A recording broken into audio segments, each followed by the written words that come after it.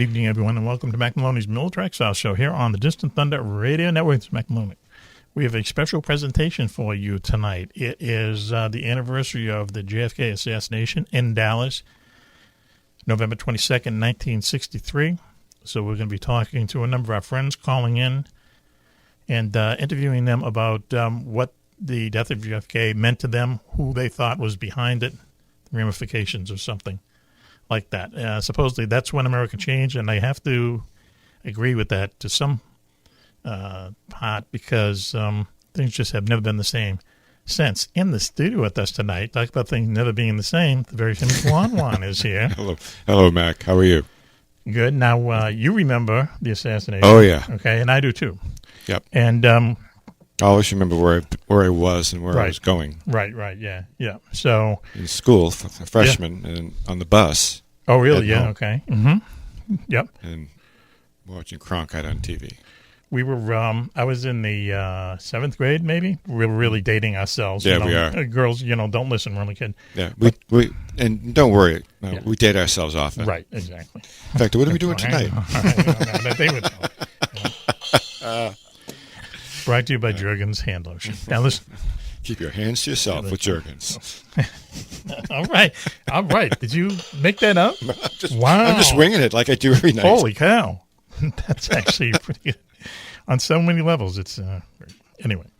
I was in the 7th grade, and this girl that I had a kind of a crush on went to the nurse because she wasn't feeling sick. Because she was feeling sick, I had a feeling that she wasn't feeling sick. She just wanted to get out of school early. Right. And she came back and handed a note to the nun, and the nun said, get your coats and your bags together and stuff. You get an early release because blah, blah, blah. So, wow. Yeah, it was kind of a smack. It really was. And then the days after. It took a while for it to really hit you. Yeah, what would it happen? What did it mean? I thought we were going to have a war with the Russians, frankly. I thought this was just. Because for a while there seemed to be there's hope that somehow he'd pull through, that it wasn't fatal. Yeah, no.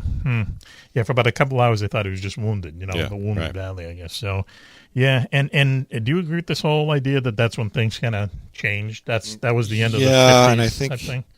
Things were changing, not for the better, it seemed, but there was an underlying groundswell of change anyway. Right. And I think his assassination precipitated it. On the other hand, it was rendered tweaked. I thought the change went with the Beatles came over. Right. Yep. Well, it was I've always believed a large part of the Beatles' success was they came like a month later. Yeah. Everyone was bummed out in this country, and all of a sudden, boom, the Beatles were there. We needed the Beatles. Yep. And they were there. I mean, that's just one of like 100 things that went right for them. Yeah. Yep. That's and everything. And that changed everything, too. You know what I mean? It did. But I think people no longer trusted the government after that. Talk about the juxtaposition of two events, major events, that would somehow blend and change, the way society became. Yeah, major cultural events. Huge. Interesting. So, anyway, that's what we're going to be talking about tonight. Paul Bishop, who is a former L.A. detective. His specialty is interrogation. We're going to talk about the interrogation of Lee Harvey Oswald and what Lee Harvey Oswald did during the interrogation that made a lot of people who are in the biz, the FBI, CIA, the agencies, convinced that he was some kind of an agent because the way that he was kind of deflecting questions and stuff like that was exactly what they teach these people in spy school. Okay, but who is he a spy for? We'll think about that. Wow. And also. Switchblade is calling in with Emily-M. That's her name now. Okay, Emily Mittermeier. I like it. Emily-M, right? Okay. They're going to be talking about how there were, believe it or not, UFO connections to the JFK assassination. Some really strange ones, too. I can't wait to hear this. Yeah, these will creep you out, guaranteed. Cobra will be calling in. He's on his secret mission still, Juan-Juan. Again. Yep. But he's going to be calling in and joining the fun in a little while. And Rob Beckhausen, who happens to live down there in the cradle of President Death, Dallas.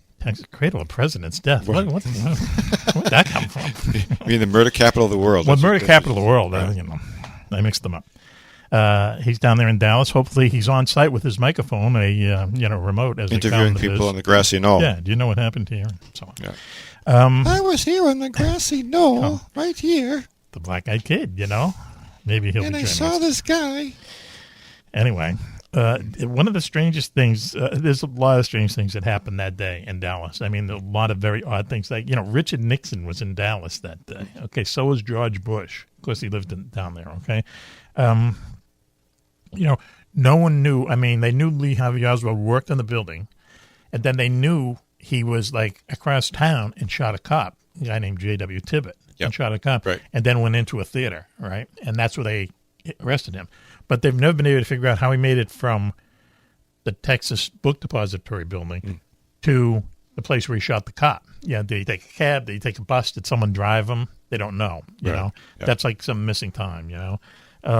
Which is like kind of odd, and just the idea that that he worked in that building where the presidential route just happened to go by, and Rob will tell us, this is not like some. It wasn't planned out that way, was it? No, I think they changed it. They didn't change it the day before or anything like that. But at one point he was going to go straight, but then they changed his destination. So this was like not an overpass, but a way to get onto a highway.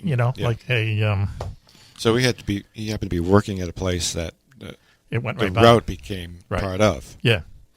I mean, I don't know. And there's a lot spooky. of stuff like that. Yeah, right. So that's what we'll be talking about tonight, the JFK assassination, the who, what, the where, why, and so on. So why don't we take a commercial break now, and when we come back, we'll start the very big show. How's that there, Juan-Juan? Sounds great. Okay. All right. You're listening to Mack Maloney's Miltrax Show here on the Distant Thunder Radio Network. We'll be right back after this. After the events of 9/11, we thought America would never be the same. Our homeland was attacked, our fellow Americans killed by terrorists. It seemed like all hope was lost. Until a special group of patriots came together and defied the Pentagon and vowed to take revenge, but in their own way. They took the battle to the terrorist's doorstep, turning the tables on the murderers, fighting with no rules, taking no prisoners, until they became terrorists themselves. This is the story of the Superhawks, soldiers so secret even the president didn't know they existed.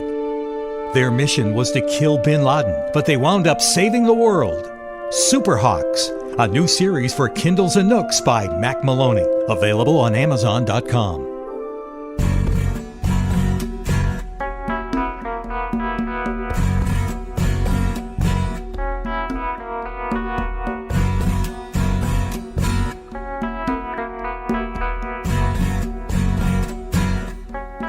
Back, everyone, to Mack Maloney's Miltrax Show here on the Distant Thunder Radio Network. This is Mack in the studio with us tonight. The versionist Juan-Juan is here. Hello, Mac. How's it going tonight so far? Okay, this is our special presentation on the JFK assassination that happened in 1963. So how many years ago was that, Juan-Juan? Do we figure that out? 54. 54, okay, all right. Yep. But it's a day that anyone who was alive and, able to comprehend what was going on is really a day like no other. Mm. So anyway, on the phone with us is a good friend of the show, Mr. Paul Bishop, who is formerly of the LAPD and whose specialty back then was interrogation. How you doing there tonight, Paul? Great, man. How are you guys? Doing Excellent, good. Paul. Doing good. Before we get into this, you have a new book out, right? I do. Wait, what's the name? It's called 52 Weeks, 52 Western Novels. And it's a nonfiction work where we take 52 different Western novels and kind of do a 600-word essay on each of them. Mm-hmm. My partner and I did 18 each, and then we had some guest contributors come in. And the whole deal with this book is we said whatever book they chose had to be no more than 250 pages. Mm-hmm. So it's one of those real fast moving Westerns. Yep. And they had to have some kind of personal connection to it that they wanted to write about, why the book was important to them, what were they doing when they read it. So the book really reads like a personal journal through a year's worth of Westerns. Mm-hmm. Okay, yeah.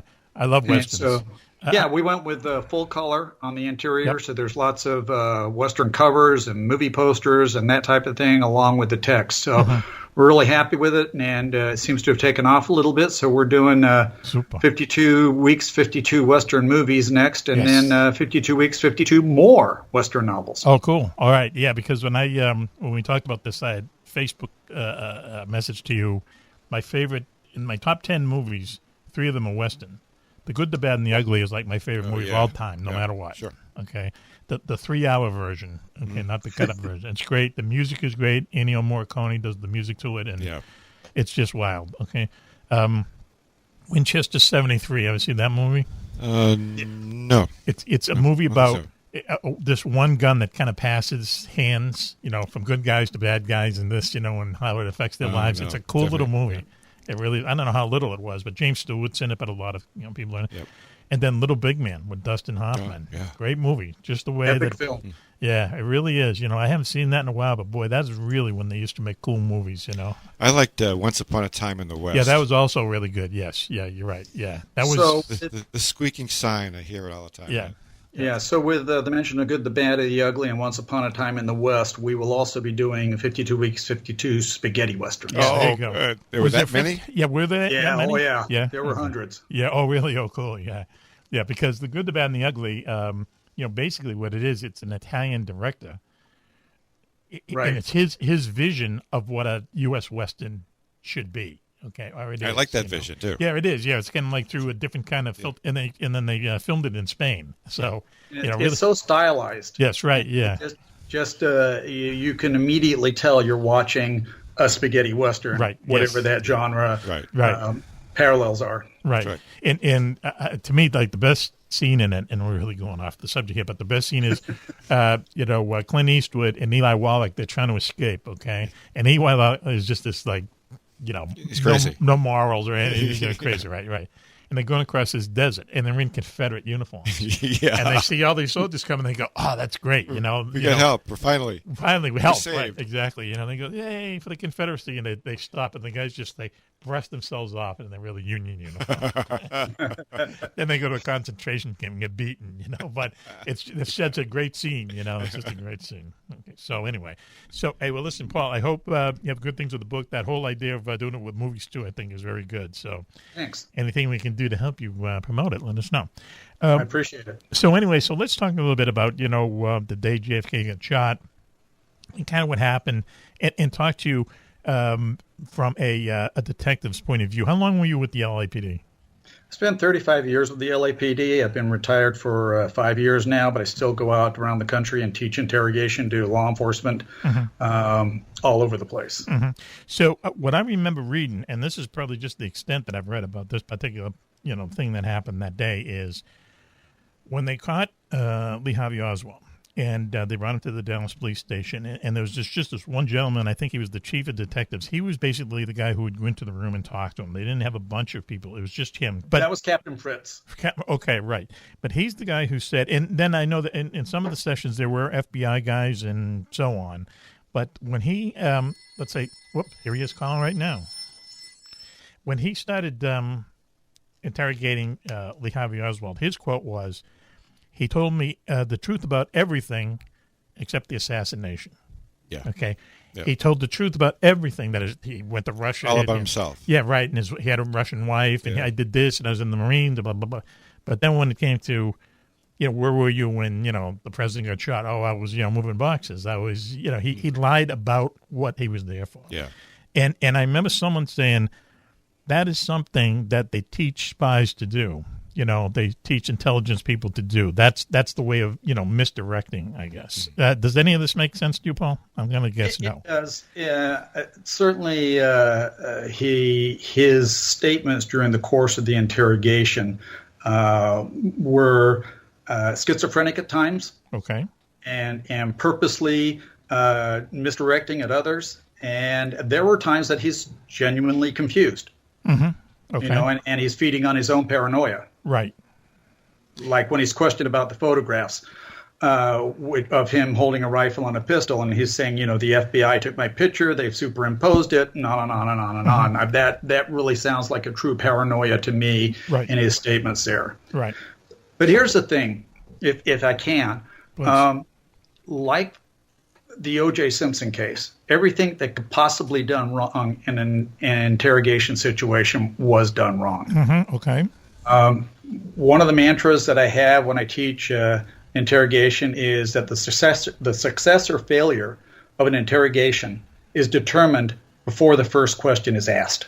Okay, cool. So what you have here is nobody prepares tactically to go in and interview Oswald. Mm-hmm. Everybody's in a hurry. Mm-hmm. Nobody has a plan. Nobody knows what to ask. Everybody just wants him to say he did it. So they're going in with all of this preconceived information in their heads. Mm-hmm. They're scared. Mm-hmm.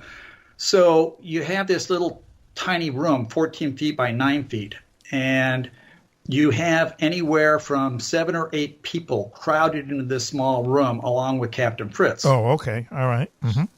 He gets called out constantly because stuff's going on, which is, every time you take a break, it breaks the flow of the interrogation. Mm-hmm. And when you have that many people in the room, the more people you have in the room, the more a defense attorney can say that the suspect was being intimidated. Right. Think about it. Okay, yeah. Right? So in all, more than 25 different people either participated in asking the questions or were present at some time during the interrogations. Oh, man, I got my facts That's on there. a nightmare. It's a rarity, isn't it? Yeah. No. Go ahead, please. So Chief Curry later on recognized in his testimony, he said, we were violating every principle of interrogation. It was just against all principles of good interrogation practice. Wow. So they have that admission that everything was screwed up from the start. Mm-hmm. And that's why Oswald, in my opinion, was able to get away with all of the nonsense that he was pulling. Mm-hmm. Okay. All right. So do you see any evidence in the way that he answered those questions that he could have been working for, somebody? Like, my personal opinion is he was the same kind of guy who shot John Lennon, who shot Reagan, and stuff like that. He was just kind of like this guy who wanted to be famous and would do anything to the most bizarre ends to become infamous, right? I mean, that's how I feel. But do you see any kind of evidence in, his answers during these interrogations that he was like some kind of agent? I think that his statements during the course of the interrogation are the stuff that conspiracy theories are made from, mm-hmm. right? So if you want to make a conspiracy theory out of everything that he said, you can do it. Mm-hmm. Whether it was, was he serving as an agent of Castro? Was he doing a dirty trick for the CIA, wanting to get rid of a president that they'd lost faith in due to the Bay of Pigs? Was it Cuban exiles, Teamsters Union, the mafia?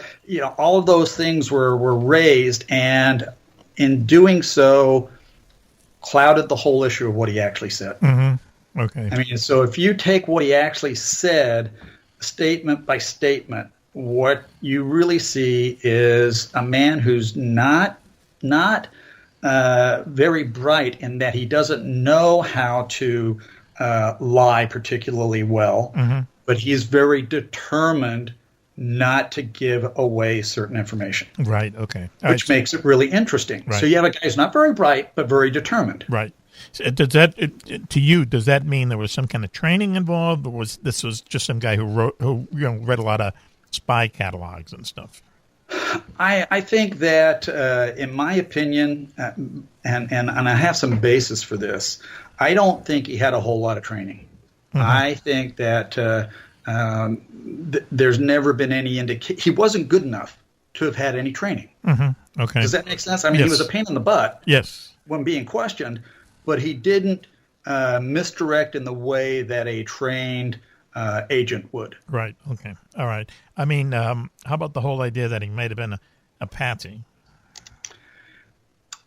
One of the things that they like to say about Oswald is that he was an exceptionally bad shot, mm-hmm. and the shot that killed Kennedy was the act of a champion marksman, and then an Olympic sprinter to get out of that area there. Yep. Yes. I did a show a lot of years back now, probably 20 years back, called the Magic Bullet for the Discovery Channel. And basically, we got a bullet out of the same batch that the bullet that killed Kennedy came from.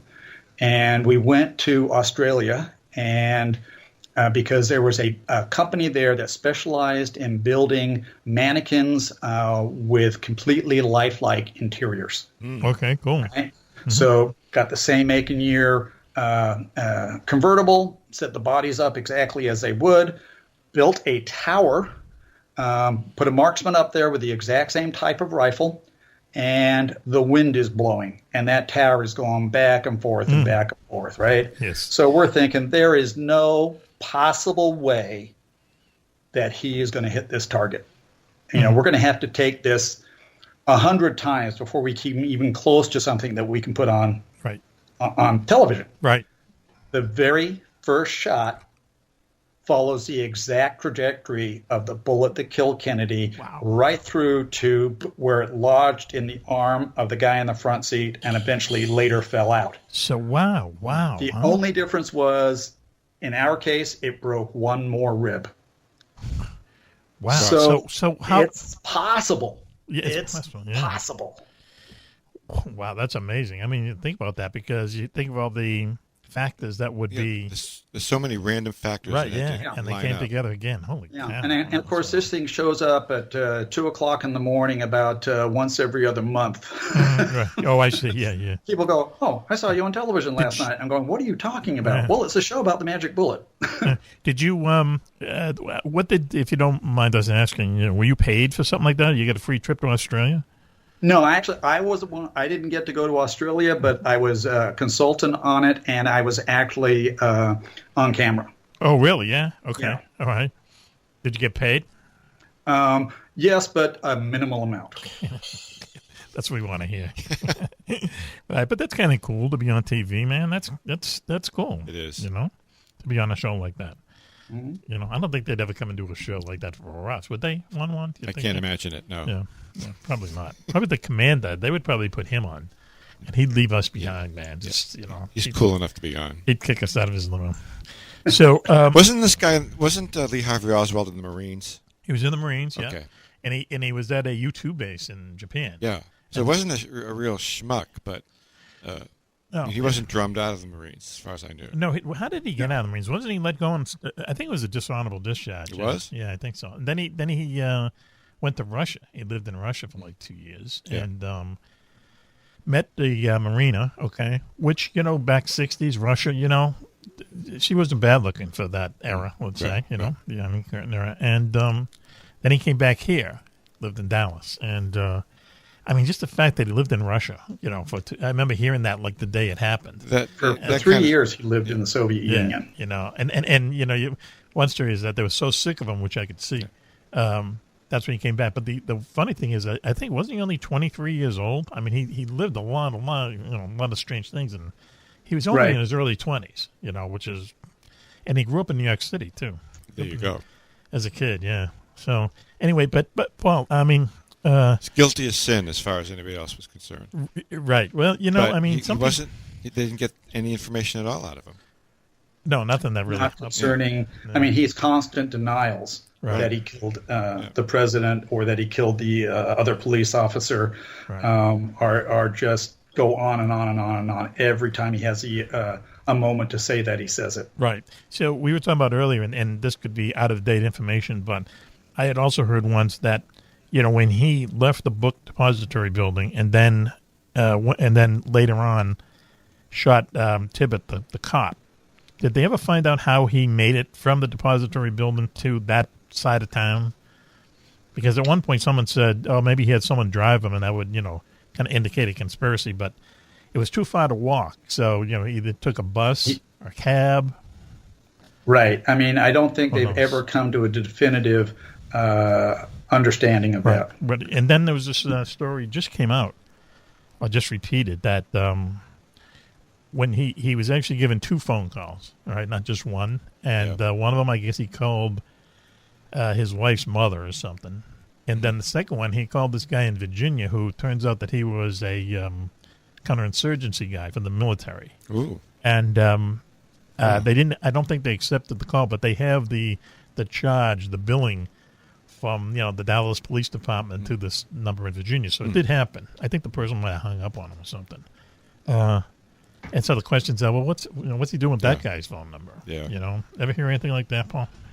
I know he was given 2 phone calls. I haven't heard that story directly, but if you think about it, it's in line with everything else that goes on during the course of the interrogation. There's so much in here that is unexplainable. Right. Yeah. Yeah. And then go ahead, this is why I think that there's a certain amount of mental distress, either mental illness or mental distress going on with Oswald under this situation. How would you feel in that situation if somebody had grabbed you up? I mean, look at Richard Jewell and they ran roughshod over him. Yep. Right. Yep. So, I mean, I think they really did. I believe Oswald's guilty, personally, but they certainly rushed to judgment on this. Right. And they didn't set out to find out what happened. They set out to fit the facts to their theory. Right. We should explain. Richard Jewell was a security guard at the 1980 Olympics. Was it the 80s? It was way back. In Atlanta. Yep. And there was a bomb there set off by, it turned out to be a guy, I think it turned out he was an anti-abortion kind of right-wing guy.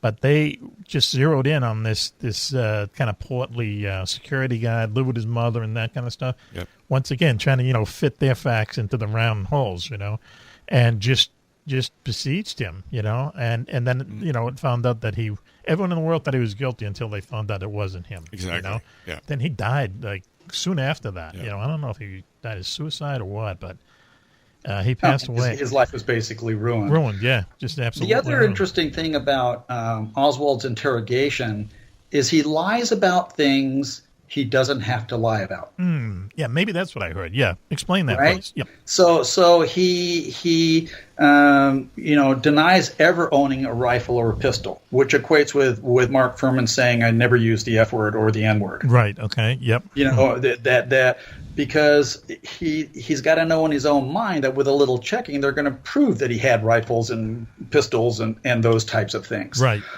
So why lie about it? Right. It's not going to make difference one way or the other. And again, is that part of the distraction? If I lie about these non-consequential things, will they realize that I'm also lying about the consequential things? Although the consequential things, he doesn't talk about. Yeah. He just says, I'm not going to tell you about that. Yeah. So why lie about the non-consequential Yeah, things? that's what I heard. Okay. See, that totally doesn't make weird. sense to me. Why would you do that? Yeah. It seems like it's part of a plan. Okay, I'm going to lie about this. I'm not going to talk about this. And maybe just, I don't know, to confuse, confuse the man. Yeah, I mean, totally I absurd. think it's a disorganized brain. Yeah, right. Okay. Going on here. This, if Oswald was a serial killer, he would not be an organized serial killer as they try to, profile them. He would be disorganized. Yes. And he's totally disorganized in the way that he goes about answering these questions. Right. And wouldn't he have had more money if he was actually someone's agent? Because he was living, not hand to mouth, but he certainly didn't act like he's he had basically money. broke. Yeah. Living paycheck to paycheck. I mean, Yeah, he doesn't even hold a very good job. Right, yeah. Moving books, basically. So I should say, we're talking to Paul Bishop, a friend from the LAPD, worked for them for 30-odd years, and now he's a author and a lecturer. They certainly were odd years. All right, Juan-Juan is showing me. What is that you're showing me? Is that a Lee Harvey Oswald picture? Okay. So, Paul, listen, what do you think happened? Do you think that Oswald was the only gunman? Well, I believe it is possible for him to be the only gunman. Mm-hmm. I don't know whether he was the only gunman, but it is possible for him to have been the only gunman. And we kind of proved that when we filmed the Magic Bullet situation. Right. So with that in mind, you can never say never. Right. How about with the Zapruder film where, it really does seem like the real kind of kill shot, comes from the front. I mean, have you ever seen in your experience that someone shot from the back looking like they've been shot from the front? Bullet trajectories and impacts and camera angles do all different kind of things. Mm-hmm. Yeah, the Magruder film really makes it look like he gets shot from the front. Mm-hmm. But anytime you look at a replay on any given weekend for the NFL, and they show it from 12 different angles, and what happens? Good point. Every angle but one shows that, he made that catch. Yes. But then there's that one angle that shows it was on the ground. See, what I want to know about that is that they've been doing instant replay for now almost 30 years, if you can believe it. Okay. Is it that? Yeah. I think it's like I think so. In the 80s. Did they make these like kind of strange catches before that? You know what I mean? Like they had to be all over the place. They missed them. Yeah. I mean, it seems like every catch now there's some controversy to it. You know, right, because we have the ability to go back and look at it. Yeah. So, so before that, we just said, "Wow, what a catch!" You know, and then sure. Okay. Yeah. Yep. It has really changed the way that the whole game is going down the drain. It's losing so many viewers that even that pizza joint that's always on there, the guy making his own pizzas there. Yeah. They're going to pull their advertising from it because they're not getting enough. It looks like it. Well, they were threatening to. Well, the game's constantly interrupted. It was bad enough with commercial television. Right. Yeah. But now, it's in the whole flow of the game is disastrous. Right. And I think a lot of people too. They're tuning in. I know I do. Tune in to see how other teams are doing. You know what I mean? Sure. And to see what anyway. So. But let's stay there because. The whole flow of the game we talked about is being disrupted. Right. The whole flow of the interrogation with Oswald was never in the groove. Wow. They spent 7 hours with him on Friday. They spent 3 hours with him on Saturday. And not once did it ever turn into any longer than 5 minutes, 10 minutes before things were changed around again. Right, yeah. Or people came out, people came in, people wanted other questions answered. You've got so many different law enforcement associations there and special interests. And I would not have wanted to be in the position of having to do that interrogation. And he never said one word that was helpful. No, once, right? And in fact, the word he did say is, I want a lawyer. Yeah, right. Did they give him a lawyer? Did they ever give him a lawyer? Did they read him his rights? I don't know. I'm not sure about that. Yeah. Maybe you didn't have to. Maybe. No, but he kept saying, I want a lawyer. I want a lawyer. And he even named the guy. I think it was a guy by the name of Apt or something like that. Okay. So at that point, what are they doing here? I mean, yes. He would have got off. Is this before the Homeland Security Security Act, where they don't have to read him the rights? They can't ask for a lawyer. Yeah. I mean, this was back, Yikes. in 63. Anyway, and then what happens like 4 days later on national TV is he's being moved from the Dallas Police Department, and where were they bringing him, to the state police headquarters or someplace? Yeah. Some jail. And this guy, Jack Ruby, comes out of nowhere and shoots him, okay, on live TV, and I think that freaked a lot of people out as well, okay? And people say, well, the way the mob hits people is they got a flunky to hit the guy, and then you have someone hit the flunky, right? Isn't that basically the MO there, Paul? Sometimes. Yep. So that's the standard. So they figure, well, Oswald's the flunky. Here's the guy killing the flunky. Yeah, they probably didn't want to do it on national TV, but who knows? Okay. Yeah. But so his name was Jack Ruby. But all they have to do is look what he was doing like 5 minutes before. He was at a place sending a telegram of money to one of his strippers. He ran a strip club. Yep. And she was in New Orleans. She needed $100 or something. Okay, so he sends it to Western Union. He's with his dog. He's in love with his dog. One of these guys, little poodle. And he used to hang around the police station. He sees some activity, so he just goes down there. He doesn't even know.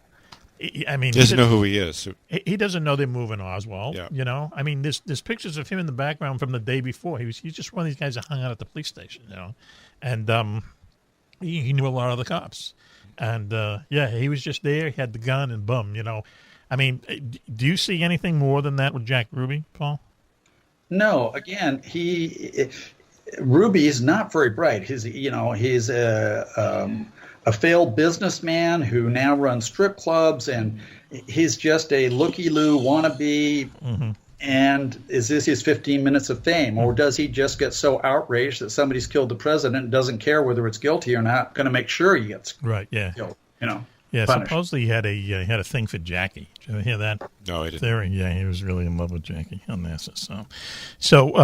Well, anyway, hey, Paul, it was really good to hear, the expert point of view for something like this, Yeah, it's all very fishy and all. It always, and it'll always whole will thing. be. It always will be, unless, I don't know if there's, there's supposedly there's all I don't this think stuff. there'll ever be an end game on. I don't think there's any document that's going to show you what actually happened. Did you ever hear and even if Oswald came back from the dead, yes, and told you step by step exactly what happened, explained everything, there would still be people who didn't believe it and would be looking for other answers. Yep, for sure.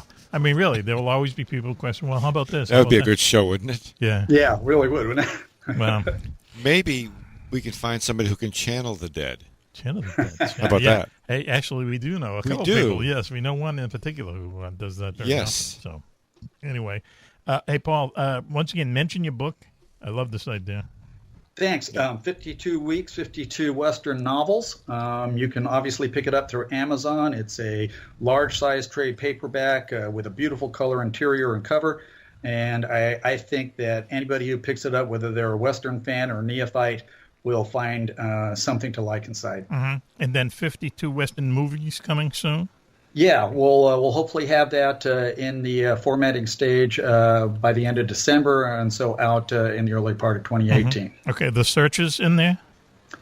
The Searchers is in this book. Mm-hmm. Oh, really? That was taken from a novel by Alan LeMay. Oh, did not know that. Wow. There. Yeah, that's also a cool movie. Yeah. Very much so, because John Wayne has a very different role in that than anything else he ever played. Yeah, right, yeah. And John Ford was the director, right? Yeah. Okay. First of all, one of the things, he wore a patch. He was only one eye. And he's the guy that almost a lot of his big Westerns are filmed in Monument Canyon in Utah, where all those kind of weird formations are. Yeah. And you really think, wow, that's the West, that's man. right. That is the West. I thought that was the West. Yeah, it is the West there, that particular place. But yeah, that just, so much of that, the terrain just, kind of blah, blah, blah with Westerns. Fits. Okay. So anyway, Paul, thanks for joining us. Westerns are coming back. I love Westerns, man. Yeah, I love Westerns. I mean, back in the day, there was, Cowboys and Indians. So it's a Cowboys and Indians movie. Yeah, right. Yeah. Oh, yeah. Yeah, there's not Fort Apache. It wasn't Cowboys and Native American movies. It was Cowboys and Indians. Right. Now you can't. You really couldn't do one anymore. Yeah. It's too politically correct. I mean, it's when you're a kid, that's what you played. If you want to see a real Western of its times, it was called She Wore a Yellow Ribbon. Okay, believe it or not, and it's really a cavalry movie. It is really, I don't know. It's just kind of strange. They march to the America to the national anthem and stuff. It's really kind of corny in a way, you know. But there's a lot of cool scenes in it. Fort Apache was neat. So anyway, hey, listen, Paul, thanks for joining us. Okay, taking the time. Did you have a good time in Europe? Yes, I did. Great time in Europe. Where'd you go? I hope to go back soon. Where'd you go? Went to Budapest, Austria, Germany, and the Czech Republic. So kind of an Eastern European tour this time around. Wow. Holy cow. Didn't get arrested or anything? Nothing. No, not yet, but I tried hard. You were entertained? Okay. Thanks, Paul. Thanks for joining us, and we'll talk to you real soon, okay? Thanks for having me. Okay. Take care. Wow, Paul Bishop, man. There you go. Yeah. From the professional side of things, very rare occasion here on the show. All our guests are world travelers. Yeah. It's funny, Juan-Juan, as I'm looking at you, I can see out the window, I see flashes of light out there. Is it lightning? Do you know what's going on? No, I've been paying attention to the window behind me. Maybe the building's on fire. Who knows? There you go. There's our hero. No? I don't see anything. There you go. See? No, I don't see anything. He used to hunt Russian subs. Now he's looking for them. Never lose the touch. Anyway, why don't we take a commercial break now? You're listening to Mack Maloney's Military Expo Show here on the Distant Thunder Radio Network. We'll be right back after this. America has lost World War III. Terrorists control the countryside. Air pirates rule our skies. The United States is no more. But just when it seems like freedom is a thing of the past, a new hero emerges from the ashes. A true American who stands up for what's right. A fighter pilot who can defeat any foe, anytime, anywhere. He is the Wingman.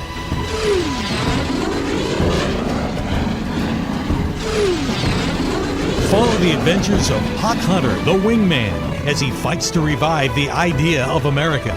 Through 17 action-packed books, Hunter battles all those who would tread on Old Glory. In the air, on the sea, or on the ground, his dream is to put the United States back together again and get laid a lot while he's doing it. For some of the greatest aerial action you'll ever experience, strap in and hold on. Wingman by Mack Maloney. Now available for Kindles and Nooks on Amazon.com.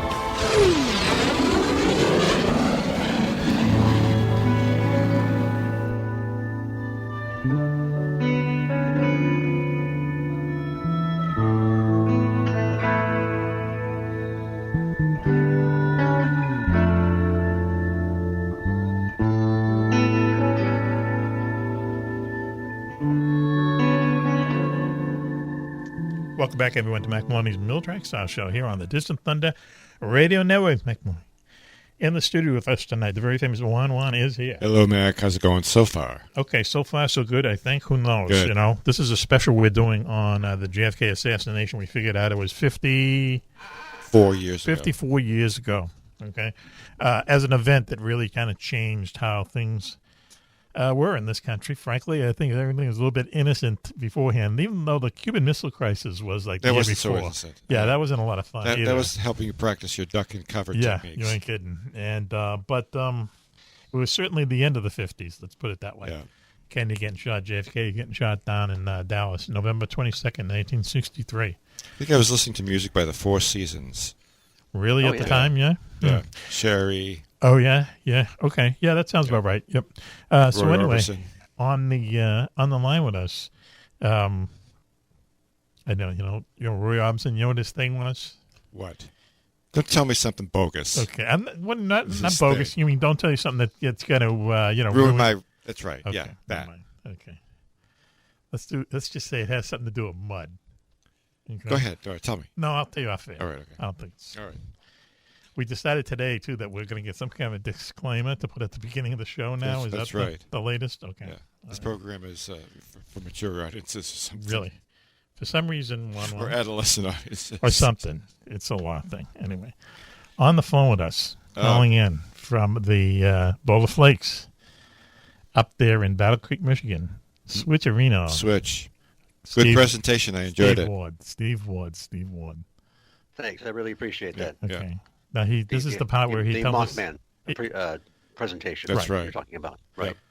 He's supposed to tell I'm doing us... very well now that I've just had a wrestling match again with Skype tonight. Okay, yes, right. I'm wrestling. I was just going to say, Juan-Juan, the script goes where Steve tells us now how wonderful he is. I say, how are you? And he tells us, that he's beyond Nirvana or something. So we got to do the bit. My writers don't have something every week, so we want to keep the audience wondering, is he going to come up with another classy Yes. or silly expression? That way you're saying you don't have anything for us tonight? That's exactly what I'm saying. Right. But Emily might have something. Less is Maybe more. Emily's got a good tagline. Okay, all right. Sounds filthy, Maybe. but okay, hang on. Why don't we introduce it first? A good friend down there in Cincinnati, the fun capital of the world, Emily Midamaya. Hello, Hey. and I am doing better than Steve Ward tonight. Wow, how about that, huh? Steve Areno. She's doing better than you. How's it make you feel? Okay, Really, yeah? that's fine. There's something wrong with him. Well, I was going to go down the road on why you feel better than Switch. Right, yeah, right. Because, what is it that You you're want to doing? tell us? You're just high on life? Yeah, Yeah, really. huh? I'm here with you guys Look tonight. at that. See? Wow. Perfect. Thank you. Thank you, Emily. She had a much Honestly. smoother launch into Skype, I think, than I did tonight. So Right. maybe That is that's why. true. That's the main reason. Steve, And your Skype picture is fabulous, yeah, by the you way. can't go on blaming Oh, thanks, Skype. Juan-Juan. Yeah, Yours is I good, think too. it's I the like lighting. I think I had good lighting that time. there you go. All we can see of you is like the thing kind of twirling. it. Yeah, right on now it's Skype. the circle of life going There on. you go. So anyway, let me just set up, really quick. I mean, the JFK assassination has brought in like so many strange things. The conspiracy thing is weird enough, okay, and it just goes on forever, Yeah. It'll And- never be resolved. You're right, and who killed him and why and how many gunmen and stuff like that. But there's a lot of really strange kind of ancillary things, if I can use that word. Ancillary. Right. Thank you, Juan-Juan. You're welcome. Okay, you know what? There you go, buddy, for correcting me.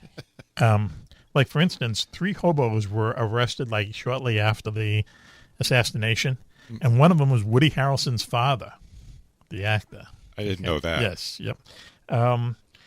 Nixon was in Dallas that day, and so was George W. Bush. Like it seemed like these Illuminati were in Dallas that day, you know. And there's all kinds of really kind of crazy stuff like that. But there is a story, and I'm just going to thumbnail the UFO version. In 1947, before the famous flying saucer sighting by what's his name? Who's his name there, Steve Marino? Kenneth Arnold. Kenneth Arnold. Okay, he's the guy who saw these UFOs, and through the media interviewing him, they came up with the word flying saucer. Okay, not exactly what he saw, saucer shape, but he said something like they look like saucers skipping across a lake, and so they went with flying saucers. Okay. So right before that, there's up near Spokane, Washington, there's a place called Maury Island, and they do a lot of lumber work up there, you know, cutting down trees, and they transport them by water. They used to anyway, and some of the trees would get away. So this guy had a business where he would basically capture the runaway logs, bring them back to the. He swam out to it. Well, he had a boat. Yeah, he had a boat, and they would tow him. Okay, and so they were out there doing this with his son and a dog and someone else, and these 5 donut-shaped UFOs. Now, this is before anyone really even thought about UFOs, but 3 weeks before, came right down on top of them. Okay, and we're hovering right over them. They look like donut holes. And so they... Is this a Simpson? No, it sounds like it. They go to this island, Maury Island, all right, and they're watching these Homer's out there in the boat. And then, because they're donuts. All right. You know? I'm sorry. You can tell a person by what they laugh at.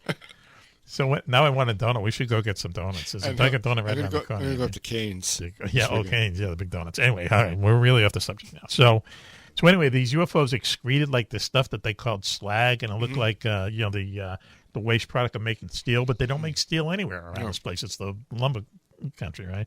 Yep. It killed the dog and hit the dog, and he died, and so on. So the guy goes back, and first they didn't want to tell anyone. They had a meeting from the Man in Black, and it goes on and on and on and on.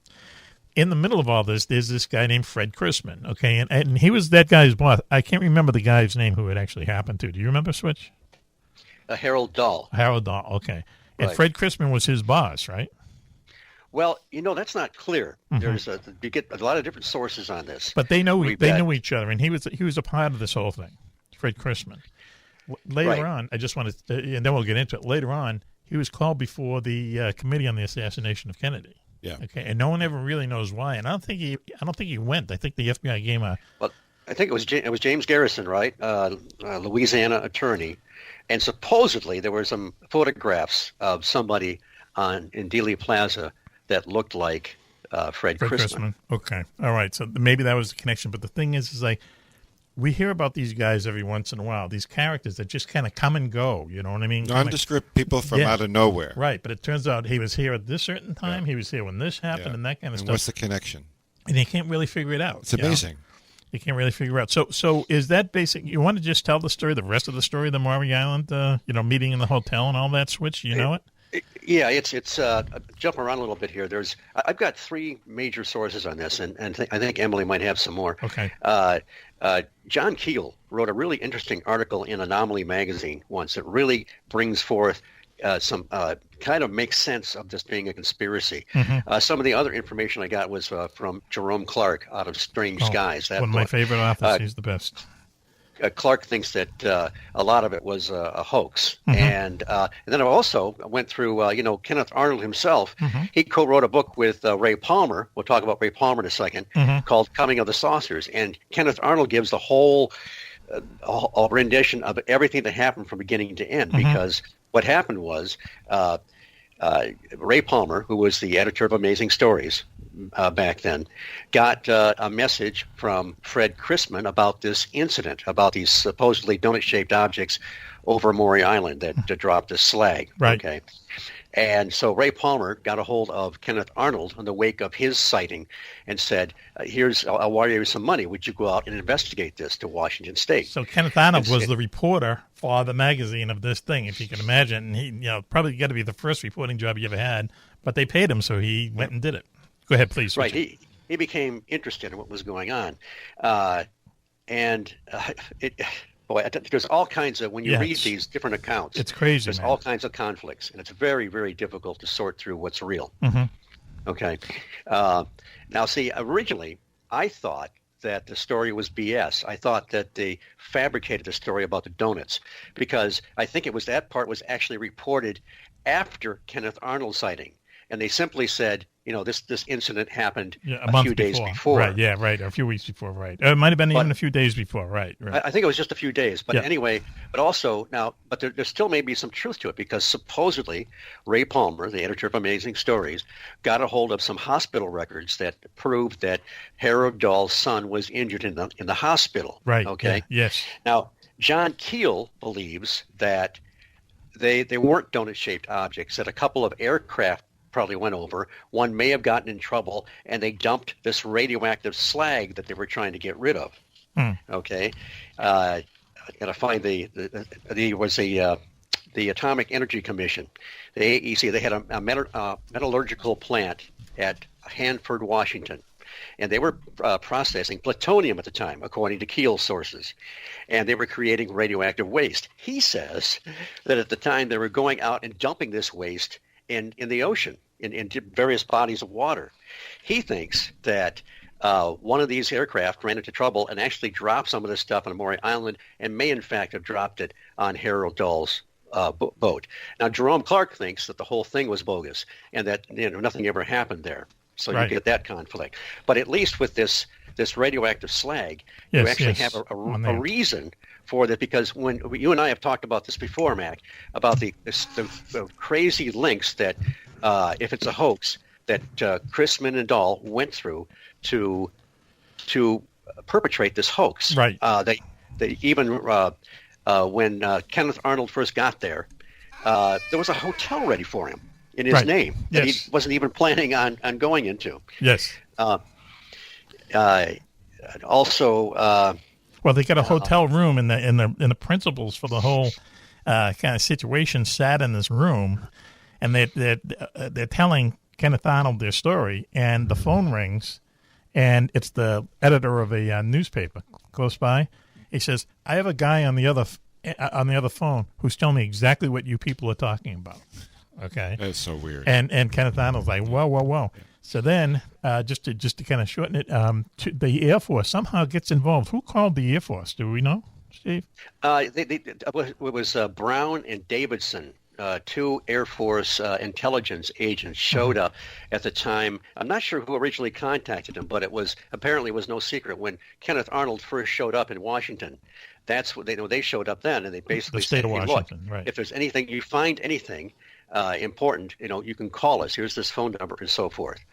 And so, much to Kenneth Arnold's regret, later on, when they got a hold of some of the supposed slag, Right. he did call them and bring them back in. And of course, So these two that guys, ended tragically. well, we should say these two guys, they come to the hotel room, okay, and now they're talking, and the same reporter gets a call. He says, "I can tell you exactly what they're talking about." No one ever figured out who called the newspaper reporter, okay, but obviously he wanted them to know that the place was bugged.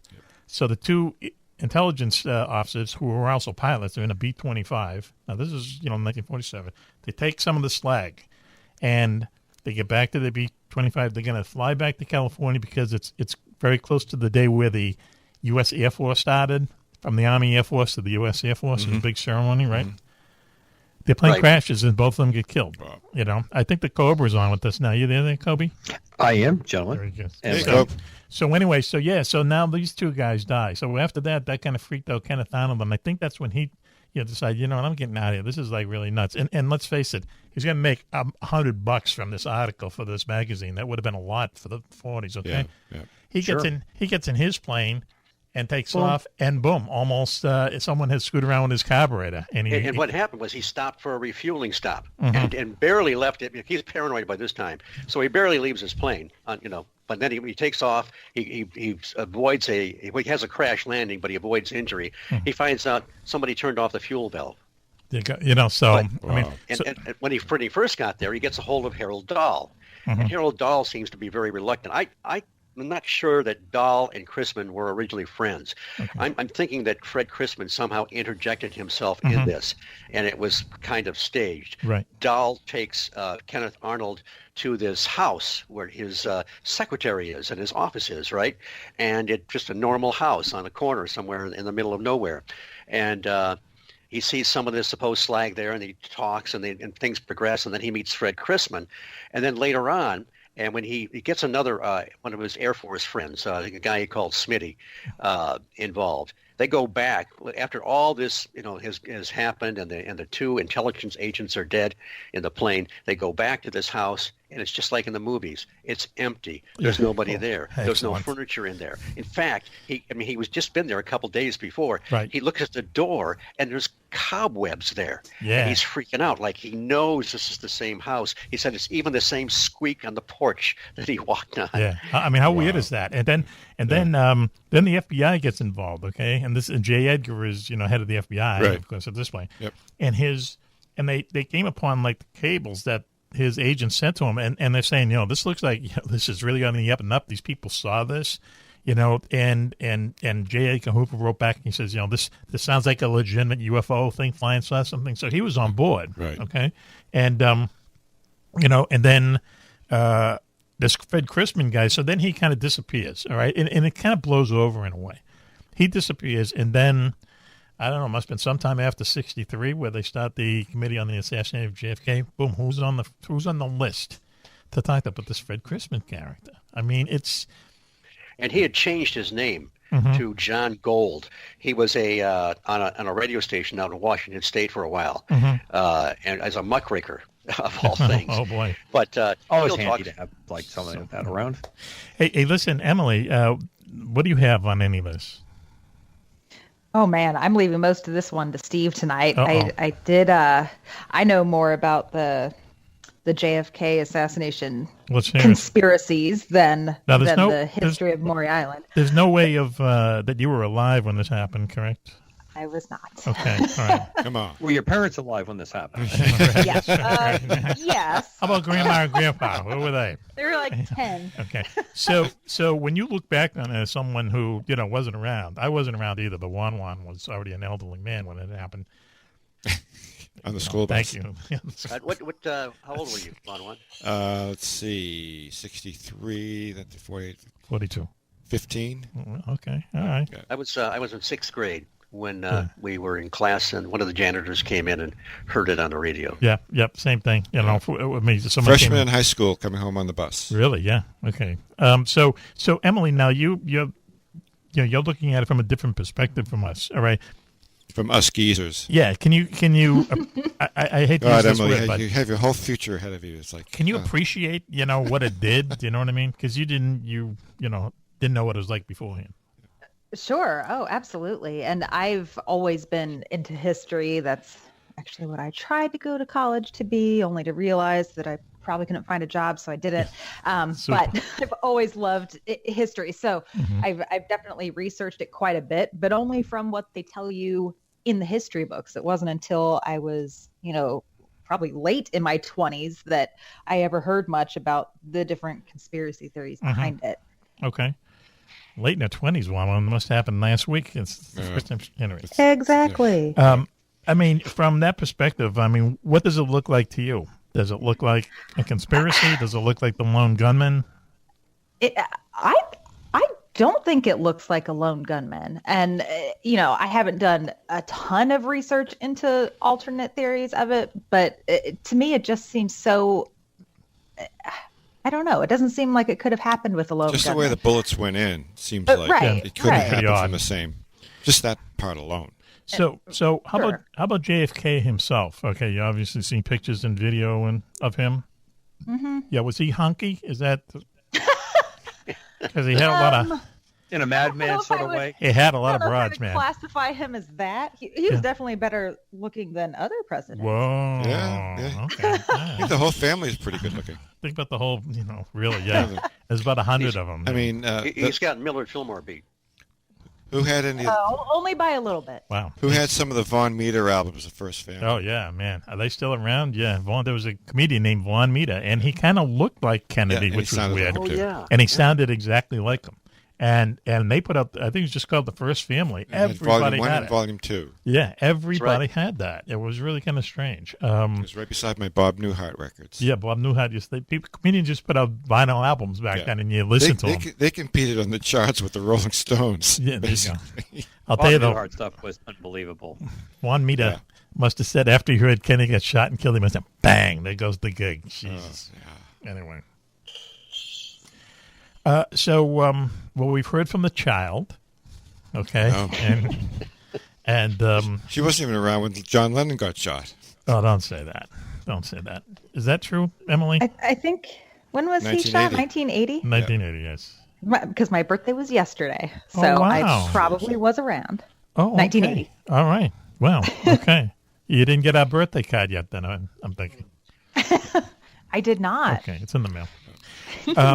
So We're sorry. The whole thing about the whole JFK thing, and now that Cobra's here, we want to hear his take on it. But, for something to have happened, all right, so many weird little stories happened around it. So many strange things that people cannot figure out. Like I say, one of them, how did Oswald go from the book depository building to across town where he shoots Like the a jetpack or something. No one can tell. Yeah. No one knows. If someone drove him, that's a conspiracy, Right. But why would they drop him off? Well, Why did he kill the cop? if he hopped a cab, it wouldn't be a conspiracy with the cab guy. No, right? but when the cab company come forward and say, "Look, I drove him," Man, they've looked at his face. I don't know. They didn't have cab camera back then. Yeah. Did you guys ever hear the taped confession, E. Howard Hunt, that his son brought forward? No. A few years ago, it was on, Ian Punnett had him on Coast to Coast AM on the weekend. Mm-hmm. And it was E. Howard Hunt's son came on with it was kind of a deathbed confession because he was very ill. It said that there were, several shooters and that that they thought he was a loose cannon, Kennedy, certain factions of the government. Mm-hmm. And they planned to do away with him. Claimed that Johnson knew about it but didn't plan it. Mm-hmm. And that was, he said there was, 2 or 3 shooters. And actually, it sounded, of all the, I used to tune out of the Kennedy stuff because it was so convoluted and there were so many different claims. But that actually sounded like it might actually be valid. E. Howard Hunt being one of the Watergate burglars who went to jail and then, finally tried to blackmail Nixon and brought Nixon down. So he's another guy. He's one of these guys that shows up. He was down in Cuba. He was doing this. He was doing that. He wrote about 20 novels too, believe it or not, in his spare time. Worked for the CIA, and then Very interesting collection of work there for this gentleman. And then during Watergate, they had given his wife like $50,000 of the hush money. She was carrying the hush money to Florida, something. In a plane crash, she got killed, and all the money just burned And the money up. disappeared. And everyone is like, that's crazy. But, did it happen? Anyway, so. You can't make that stuff up. Right, yeah, that's what I mean. There's like so many. Anyway, hey, Cobra, just tell us. Well, what's first, your I take want on Emily the to whole look at the comment section. I have sent her a collective birthday greeting from us. Oh, Aww. So if you open up your little comment box, you'll see that on Skype. thing? Wow, that's borderline filthy. your birthday is today? To a sweet little girl. There you go. We're going to call your call sign will be Cupcake from now on. Yes. Yesterday was her birthday. Okay. So, Mac, I grew up in a household that had a picture of JFK and Sinatra pretty much on the same level. So that ought to, I was... And Jesus was in the middle. Yeah. Yes. Yeah, Well, that's come what on, our household. Juan-Juan. That's my was there any way That's my other grand- than that to be? That's right. And it was usually the cross. So, That's right. The Jesus picture in the bedroom was the one when he's in the garden before crucifixion. Oh, yeah. Okay. Yeah, Yeah. I mean, all classic. We have lineup the there. Last Supper in the dining room. He's kneeling there, taking a break. Yep. So to me, growing up in that kind of the mystique, being very, very young, basically a toddler, baby kind of thing, you grow up hearing about just how incredible this guy was, and all the stuff, and the Camelot and all that kind of stuff. And then like Emily, the college years, I start to get some of the veneer starts to come off, and his freaking brother, that was a senator from my state, was something less than exemplary in many areas. And it's just a very interesting peel back on what his presidency was. And I have always looked at it, what was going on, what was he doing that would make it desirable to take him out? What kind of changes, what kinds of things were he throwing in there? If you just take a cursory look at all the stuff that's thrown there, and obviously there's a ton of disinformation, there is no possible way that you can point with any kind of more than 10% and say, Mr. Oswald did it. Mm-hmm. I can't say how you can come to that conclusion. You look at this, and there's no in my mind, there's no possible way you can say one person was responsible for this and did this. Right. But right. So you're thinking there's some kind of a conspiracy. Yes. The only theory that I know I can rule out tonight is that he did not commit suicide. Who? Right. Oswald. Kennedy did not commit suicide. That's the only one I can tell you that I know for sure was not possible. Oh, okay. All right. I don't mean that tongue-in-cheek. That was one of the things that was, when they threw up all the conspiracy theories, that was one of them that was thrown in there. That he committed suicide? That he had set this up and the whole thing and to get out of it, and he was sad and depressed and all this kind of crazy stuff. Wow. That never made any possible sense to me. That he would hire somebody to assassinate. He wasn't sad and depressed because they had in the paper the other day he was on 15 medications a day, including like Coke and Percocet. Was it Percocet is codeine? Yeah. And he was experimenting with LSD. And all these kinds of. They shoot him up with meth. He had a lot of problems. He had a lot of medical problems, big time that they really kind of kept under the carpet. Sure. Just like a lot of people didn't know FDR was in a wheelchair until towards the very end. They did the same thing, and he was like, he'd get those B12 shots and quotes that were really, full of amphetamines and stuff like that. He had a Dr. Feelgood. Saw him every day. So, I doubt he was depressed. Terrible. I think he was quite happy, it sounds like. Terrible. So go ahead, Cobra. I interrupted you on my drug. So when you look at it, and then you look at some of the physics, the ballistics of the shooting and go on, and the film evidence that's there, and then some of the bullet travel that other people experienced, I don't see how you can't come away from that and go, look, there's more here. Now, are we ever going to get the answer? I say no, not in my lifetime. Hopefully in Emily's. Do you think there's an entity that's blocking the answer? I think that there is, like in any really good conspiracy, enough people that are connected or have enough out there that they have sewed enough additional information into it. Because here's what I always wrap up the Kennedy situation with. We still don't know for sure how the whole thing went down with Lincoln. Right. Okay. We do not know all the parts, and there's lots of things hanging in the breeze with the Lincoln assassination. Mm-hmm.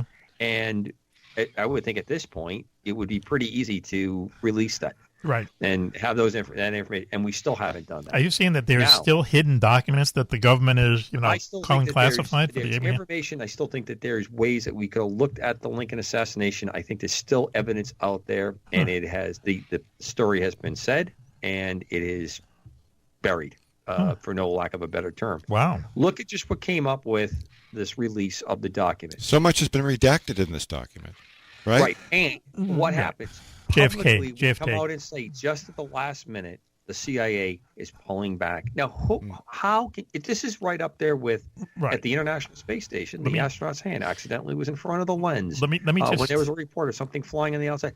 How do you do that? Right, can I throw a counter theory at you that kind of explains that? Okay, there's been they tried to delve deep into FBI files and CIA files at the time. Right. Okay. And some have been released gradually, but there was just a whole bunch released, a week ago, and as you say, a lot of it is redacted. Okay. Yeah. So you can't read it. Right. How about this theory is that they knew, and we've talked about this on the show before, they knew Lee Harvey Oswald was in Dallas. They knew he had been to Russia. They knew he was a pain in the neck. He seemed to switch allegiances all the time. He's fighting for the Cubans, then he's the anti-Cuban, whatever, right? They know he's there. He's on their watch list, but there's like 2,000 people on their watch list, okay? And he was just like another one of them. The schmo on the watch list. He's the schmo, okay? Yeah. And then the schmo does something big, and they got to go, oh, my God, we haven't been watching this guy. We got to get rid of all the documentation to lose the paper trail that looks like we weren't watching him. Both the CIA and the FBI, so they redacted or they threw a lot of stuff away. Doesn't that make as much sense?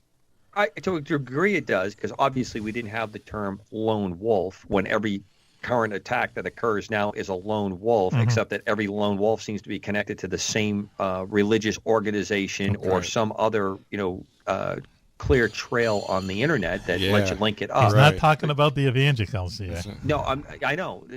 They have their problems too. There's no doubt.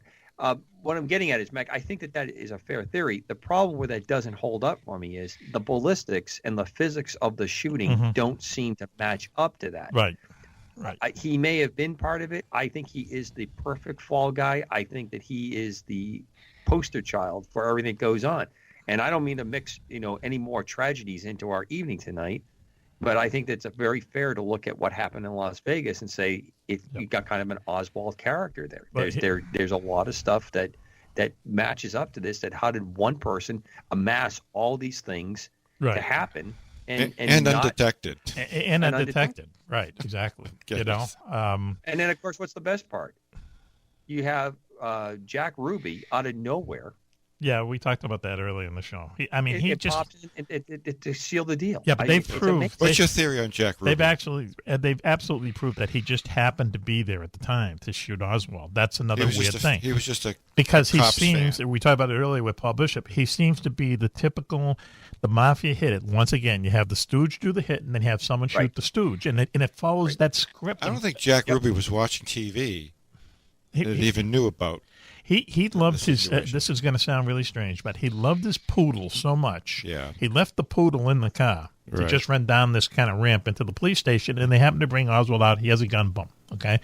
And he never saw the poodle again. He said he loved this freaking poodle so much that there's no way that if he was going down to plan the hit, that he would have left the poodle. He would have brought the poodle with him. Well, maybe that would have been an interesting historical moment. Yeah, boom, boom, there's the freaking poodle. But was he in the habit of blowing away perpetrators that were being ushered to the station? He had a Woody for Jackie, okay? He loved her, and he wanted to prove that, one of the things he said, he wanted to prove that people from Israel, that Israel cannot be pushed around anymore, and that's why he did it. But once again, it seems like, on one hand, he seems like the perfect mob hit, okay? He's the guy that shoots the stooge. It has that but look. On the other hand, he's just the same kind of guy as Oswald and the guy who shot John Lennon and all these people. He's a nobody who wants to be a somebody. Okay, he wants to be in the history books, and they're all successful because they go out and they do these outrageous things. You know. Yeah. So that's what I mean. There's so much evidence on both sides. It's crazy. It's just crazy. They can make movies about it forever. Yeah. Can we agree with this then, Mac? There is an upside to not solving this. You mean for people writing books and all that kind of stuff? Yeah, there's an upside to if there is nefarious activity at the root of this, and I think there is. And it's as old as civilization, and it's as old as people getting together and forming a government. This kind of crap has gone on forever. There was that famous guy in England, Bill Shakespeare, right? Didn't he write a bunch of stuff where there was assassination as the he sure did. the main part? I don't know. I'm not familiar with the name. He's pretty classy guy. Right. I think that there's a good reason that these things take on the life that they do, the vehicle that they do, because it is spectacle and it takes your attention away from what is really going on. Right. Well, let me just throw this out real quick. Okay. Now, who's the president who got shot up in Buffalo? Was that Grover Cleveland? Who's McKinley? McKinley. Okay. McKinley was at like the U.S. Exposition or something up in Buffalo, and the guy shot him. Right, and he died. Soon after that. There wasn't like a second shooter. There's no huge conspiracy around it. The guy was there. He shot him, and McKinley died. Well, maybe they didn't have the evidence gathering techniques that we have today, and the ballistic stuff. And for many of those presidents, you didn't even have the Secret Service. Right, he started the Secret Service. He just used to walk around, which is weird. Right. I mean, you had people that were able to walk up to the front door of the White House, right through. I think it was Jackson or the Van Buren administration before they threw up a fence or had some kind of stop at the door. So you just take that instance, okay, and compared to you can tell the story of McKinley getting shot in about 10 pages, all right, and you write too many pages. The Kennedy thing has just, like you say, it's books and movies and because tons there is because you can't tell. You look at both. You look at the evidence, and they're almost like split right down the middle, 54-50. And if you have a good conspiracy, you're going to be on TV. You're going to be in the magazines. Yeah, but this is even before. I mean, this started right after he. That's another weird thing about it. There were rumors that the CIA did it like a year later. You know, Right, I mean, yeah. this isn't something that percolated for a Yeah. long time. All right, so listen, we're running out of time, so we're just going to go around the round table, and I'm just going to say, just tell me, do you think it was a conspiracy? Do you think Oswald was the lone gunman, Juan-Juan? Yeah, there was conspiracy, and he was not the lone gunman. Okay, all right, Switch. What do you say? Conspiracy, and Fred Chrisman was a disinformation agent. Okay, yep. Emily, M-E-M. Ooh, conspiracy. Okay, Cobra, you're going to say conspiracy, right? Yeah, no doubt in my mind. Okay, I think here's my weird take on the whole thing. I think Oswald was a lone gunman, but I think someone else was in that plaza that day, another assassin, and they didn't know. They didn't know, that there were two of them there, because that answers a lot of questions now. Oh, yeah, okay? absolutely. And I think, Mac, there's a lot of evidence that supports that, what you just said. And then the whole thing about how people act, the human nature of people. After Kennedy got shot, and you can see this in the Zapruder film, everyone runs up to the grassy knoll. Everyone, even the cops. Okay, the cops are trained to, know which way the shots are coming from. You can see dozens of people running up there. Why would you do that? You can't fool that many people. You can talk about the ballistics and all that stuff, okay? Yeah. But you can't fool people. Not that many people. Right. I think there were two assassins in the plaza that day. I don't think either one of them knew the other was there. It's a perfect kill zone. Yeah, okay? sure. Boom, boom, boom, boom. Almost. That's my take on it. Hey, listen, I want to thank Spitzerino and M-E-M. What we came up with a name for you, Emily. Emily-M. Emily-M? Yeah, that sounds kind of I like street. Cupcake better. Cupcake, I like Cupcake better. So Cupcake it is. With frosting.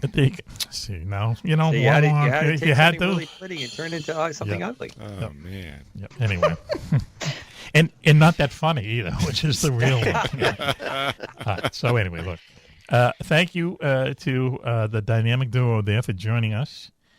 Tonight, Switcherino and Emily-M, or Cupcake, a.k.a. Cupcake. Thank you, Emily.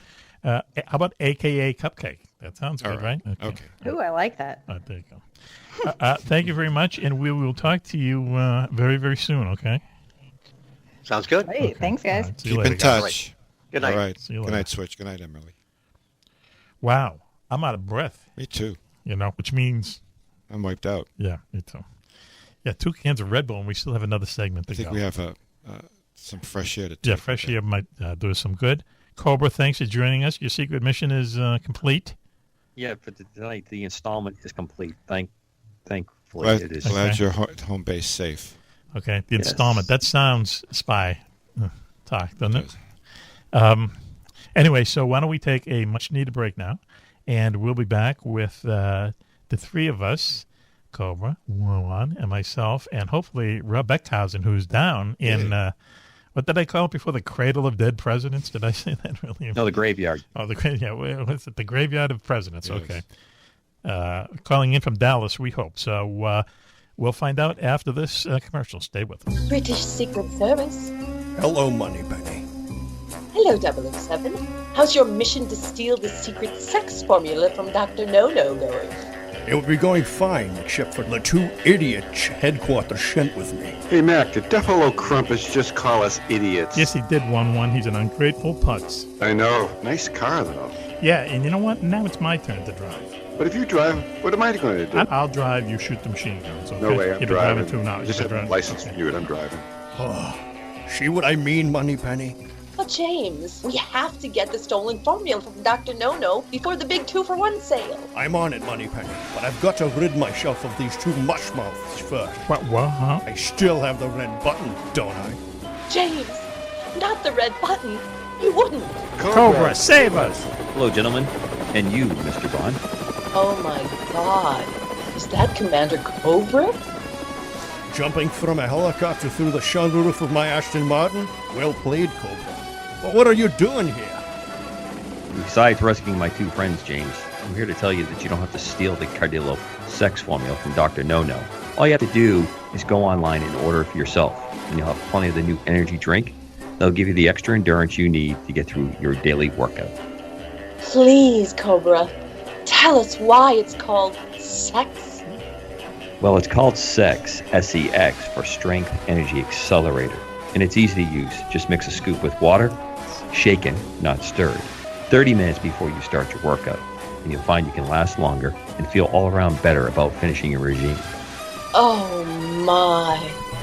And the mix comes in many different flavors. My favorite is passion fruit. Mine too. Moneypenny, now order me a case of sex for the next time I have to fight on job. Only if you get me an autographed picture of Cobra first. Why, you little trollop. Hey, Mac, look at all these buttons. I wonder what they do. I don't know. Push one and find out. Not the the big red red one. No! Geez, I hope he's wearing his rocket belt. Guess not. That's SEX, Workout Dietary Supplement, available only through Cardillo USA. Visit CardilloUSA.com for more details about our 2-for-1 sale. That's CardilloUSA.com and get some extra sex today. Hey, welcome back, everyone, to Mack Maloney's Military Exhaust Show here on the Distant Thunder Radio Network. This is Mack Maloney. And in the studio with us tonight on this special occasion, the very famous Juan-Juan is here. Hello, Mac. How's it going tonight on this special occasion? This is our special on the JFK Assassination, happened in 1963.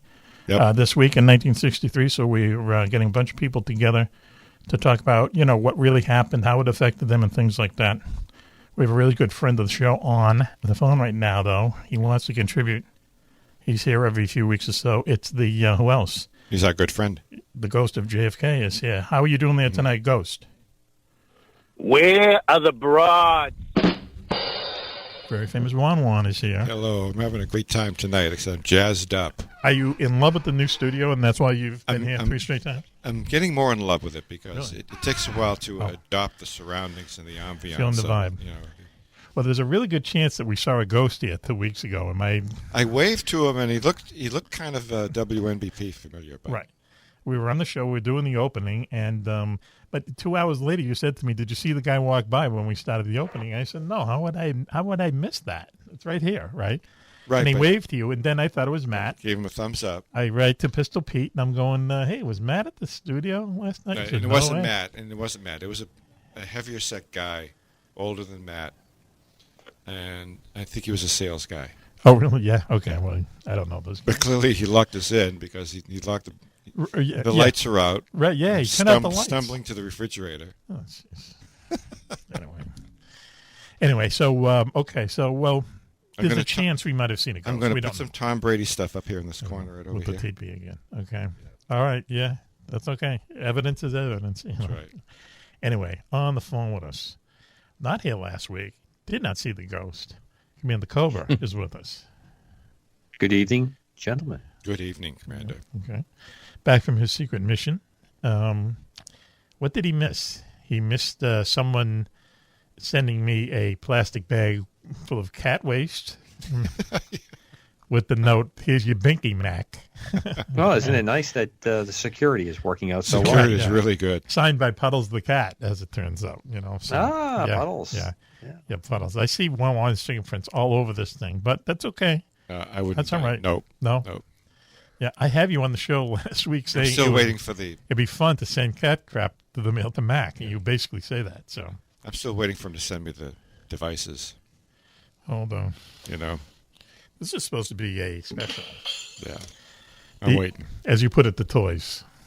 Every time we get together, it's special. Well, we don't want to dusting encourage people dusting them for fingerprints. You didn't see the memo. So Ixnay on the X-Toys Day for you there, my friend. For some reason, chicks love the your mail. voice. I'm digging it, but the devices.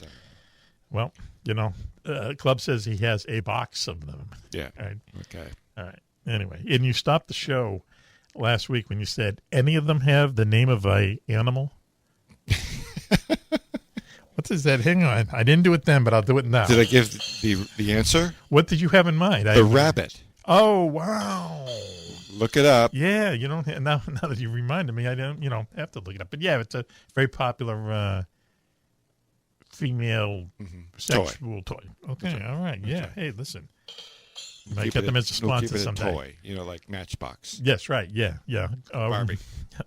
Right. Wheels. 52 Shades of Barbie. Anyway. Wow, there you go. There's a title that is worth $1 million right there. Did you just make that up? I did. Wow. What is it again? 52 Shades of Barbie.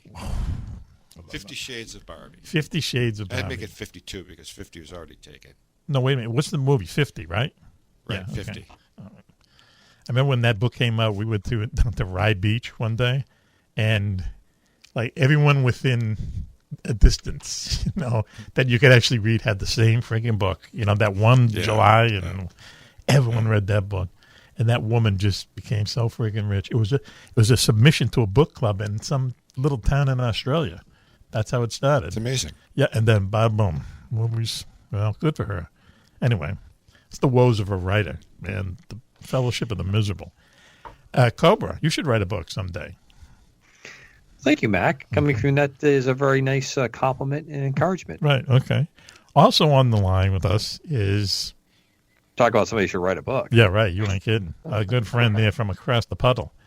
Ross Sharp is joining us. How you doing tonight there, Ross? I'm doing fine, thank you, Mac. Very, very glad to be with you again, and with the Commander and Juan-Juan, of course. Mm-hmm. Okay. I was on... Thank you very much, Ross. It was a surprise visit, I know, tonight. Well, it's never a surprise when we get together. I was on the Cobra show the other night, Juan-Juan. For 2 hours, he grilled me. Unbelievable. On everything. He can grill. Yeah. Ross, have you been on his show? Have you been on Commander's show? Oh, yes. He does the Mossy Report. Okay. I do the Mossy. Yeah, we do it together. That's right.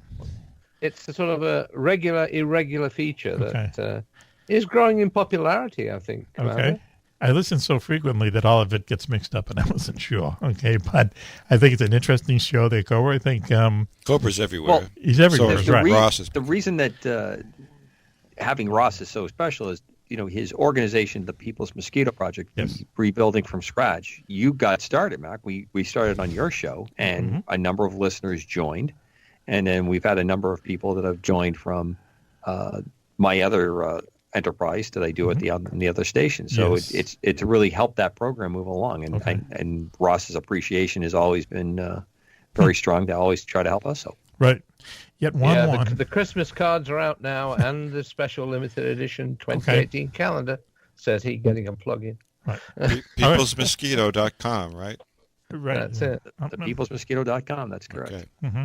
Oh no, not .com. .org. .org. Yeah. .org. Sorry. .org. For those of you who don't know, the Mosquito was this airplane in World War II made of plywood, basically. And don't take this as an insult, Ross, but only the British would do something like this, okay? They made a plane against the wall, man. Yeah, and made it of plywood, and it turns out to be like the fastest plane in the entire war. Some of them they didn't even give guns to because they said, "We'll outrun anything. Don't even weigh us down with guns and ammunition and stuff." I mean, it's just a great airplane, little airplane, 2-seater, a little bit bigger than that, two engines, just an attack airplane type thing. But it did so many things. But they did have guns on them. Yeah, some of them did. Some of them were fighters. Yeah. Oh, yeah. I mean, a lot of them, had a lot of guns on it. But some of the recon ones, they didn't want to weigh them down. Right. Okay. Anyway, great airplane. And Ross and his buddies are bringing it back to life. It's excellent. So anyway, hey, listen, Ross. Now, November 22nd, 1963. We were talking earlier. Where we were when it happened and stuff like that. Now you were over in Britain. Can you give us the British point of view? What happened that day? And how you found out and that kind of stuff? Well, quite simply, our household, that's a Sharp household, was a very much an Ameriphile household. And it all came out about because of the war. My parents, my brother had been born in June 1939. We always joked there had to be a reason for the war, and that was it. But they were a young couple, and they were sort of sponsored by an older couple, a much older couple from South Dakota, through the church. And right the way through the bad days of the Blitz, and right the way through to the end of the war, they used to receive care packages, clothing for the baby, my brother, and clothing, as well as clothing, used to get the odd tin of ham, and it really, really helped them. So it was quite natural that when I came around after the war, I took the name of the gentleman concerned. I was named Ross, and they stood as proxy godparents in a service in Miller, South Dakota, at the same time as I was being baptized in the UK. Wow. Not too many people know that. No. So that's now half the planet knows it, Ross. But that's good. It's still so that's why we're very much American oriented, and I have American. They're both sadly gone now. I had American godparents. So I was about 14 at the time. I remember I said to Pop, "I'm going upstairs," and I got muddy. I think I said, "I'm going to go and have a bath."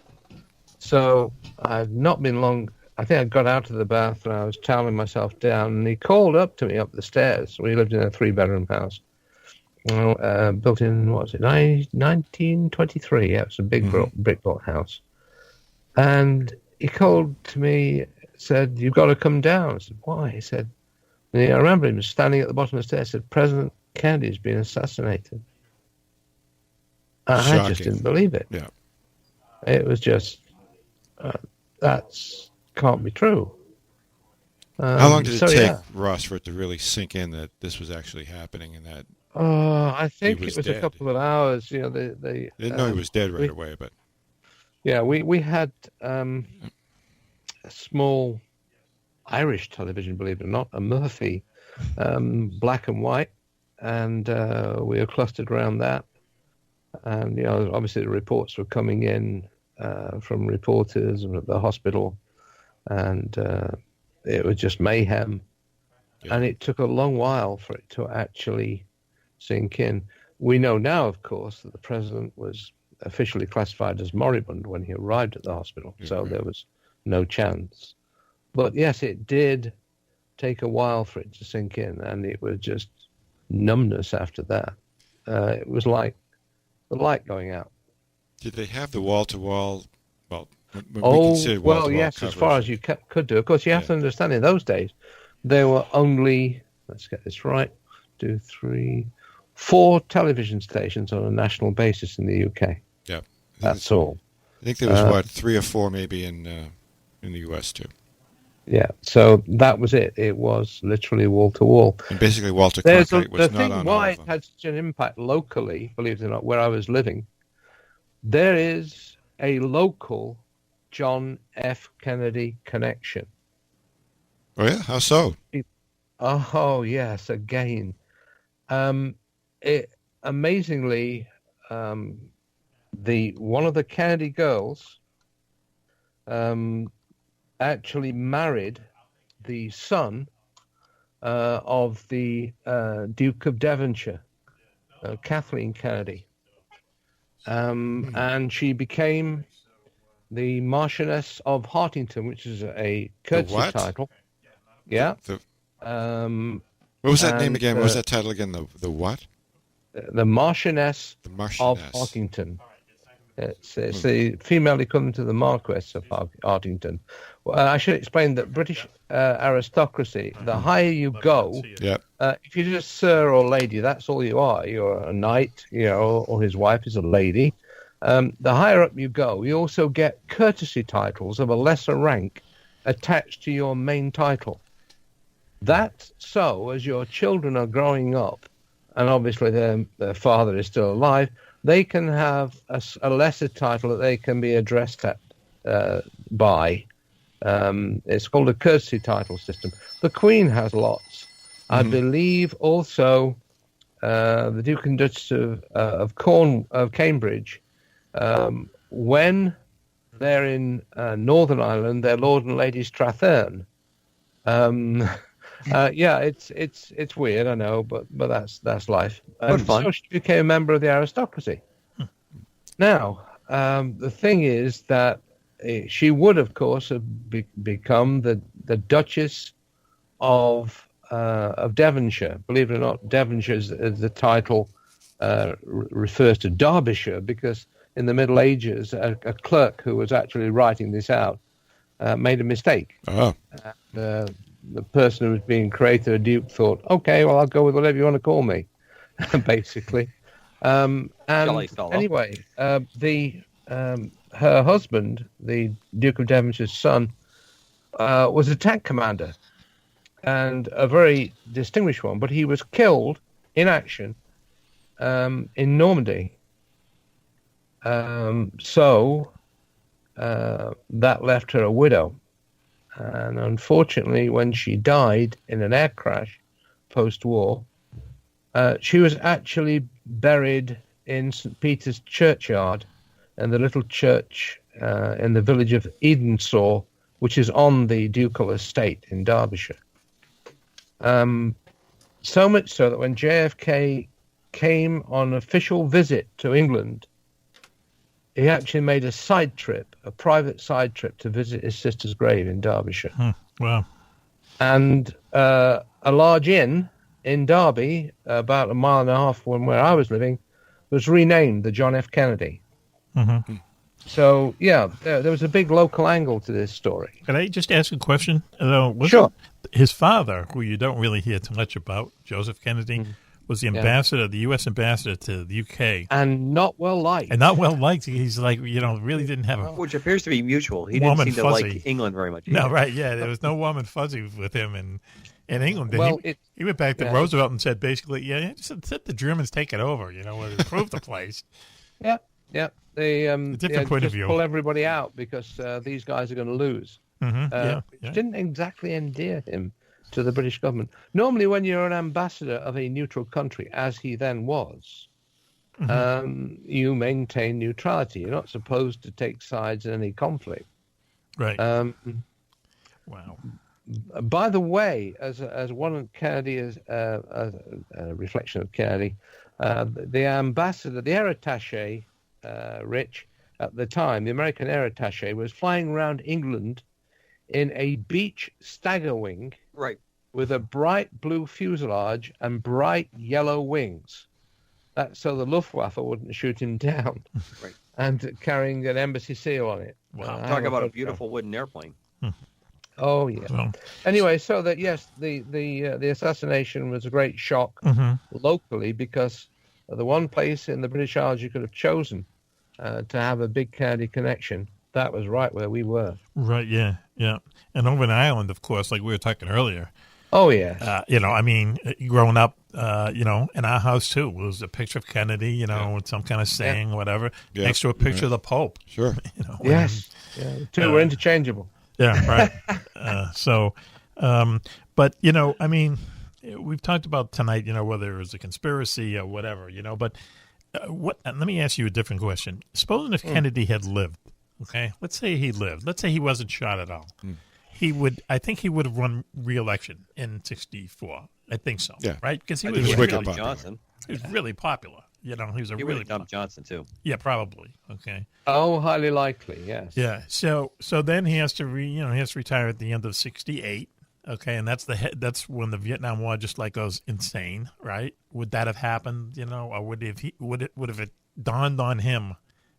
It's likely that Bobby would have run or something. Yeah, exactly. So you have this dynasty. Oh yes. But I don't think they would have. They were not saints by any stretch of the imagination. But I think they were smart enough not to get embroiled in what happened in Vietnam. Right? I think so. Yeah. I'll give you a couple other things. If I don't think we would have been to the moon in '69 if he lived. No.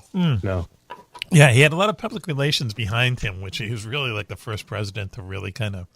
If you ever listen to the tapes. When he's talking about that, getting a man on the moon in 10 years, right. He was not the least bit committed to that. That was just a soundbite that he was presenting in a speech. And on his assassination, it became a battle cry, right?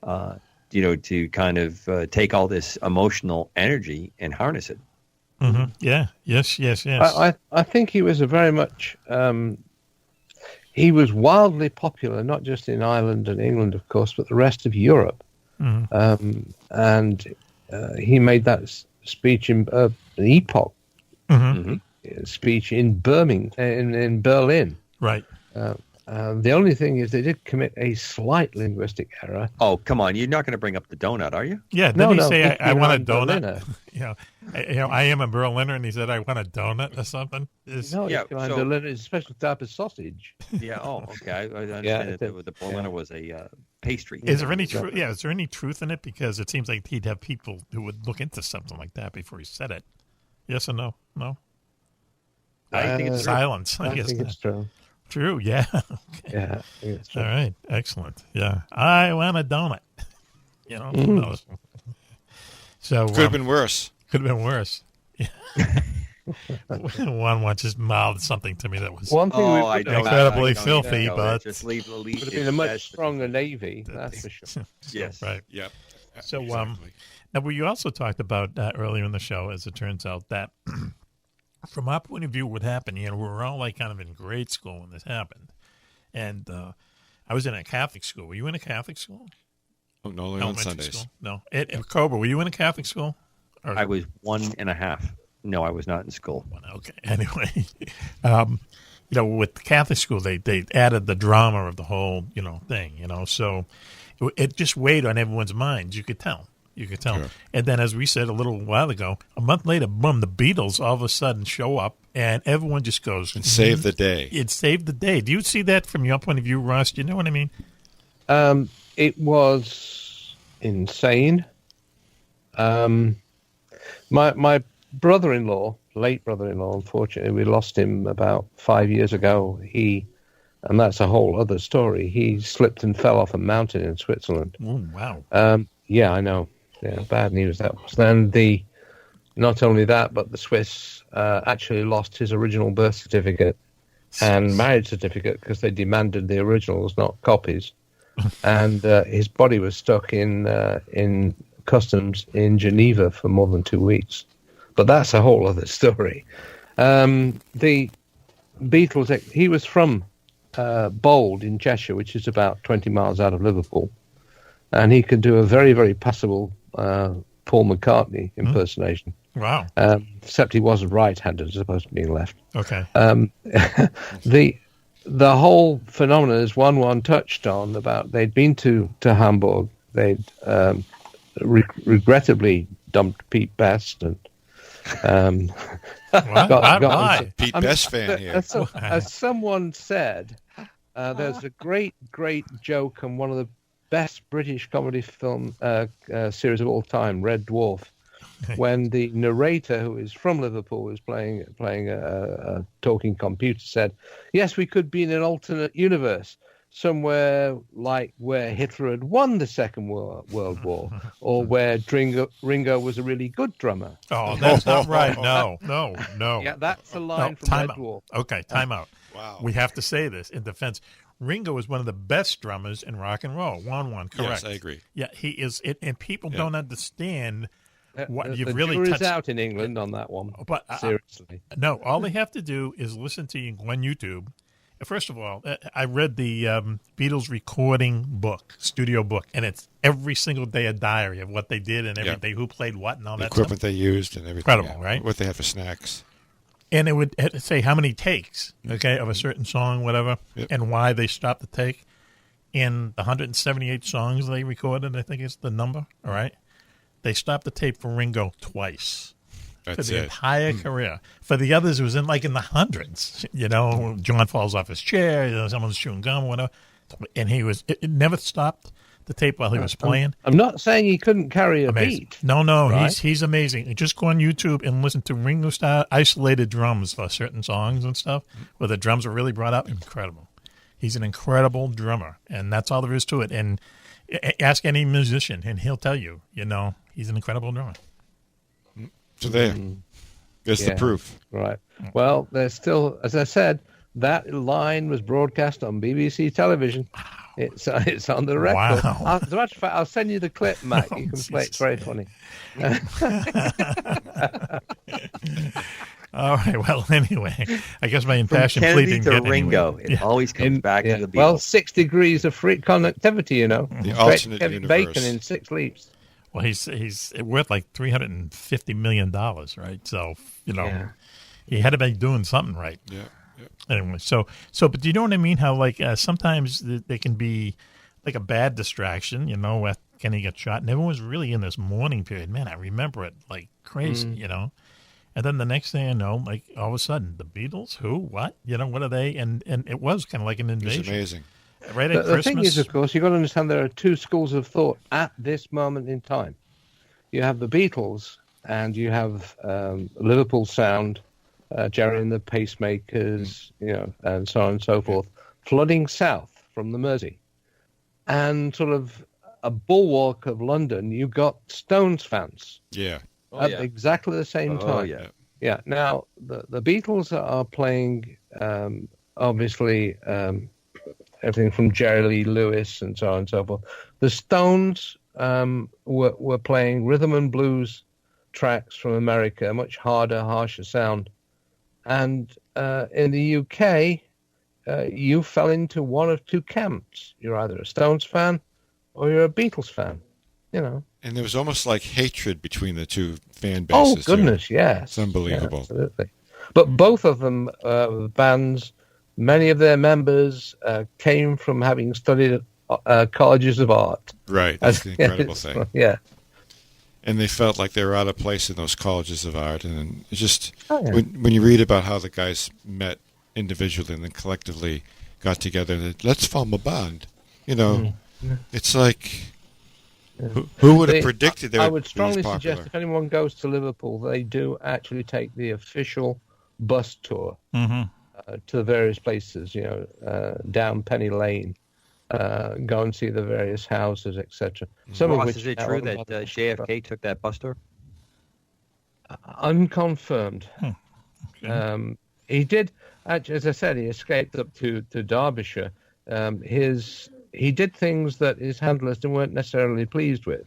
Let's put it that way. Or Jackie. Yeah, yes. Okay. All right. Wow, that was quite whoever said that.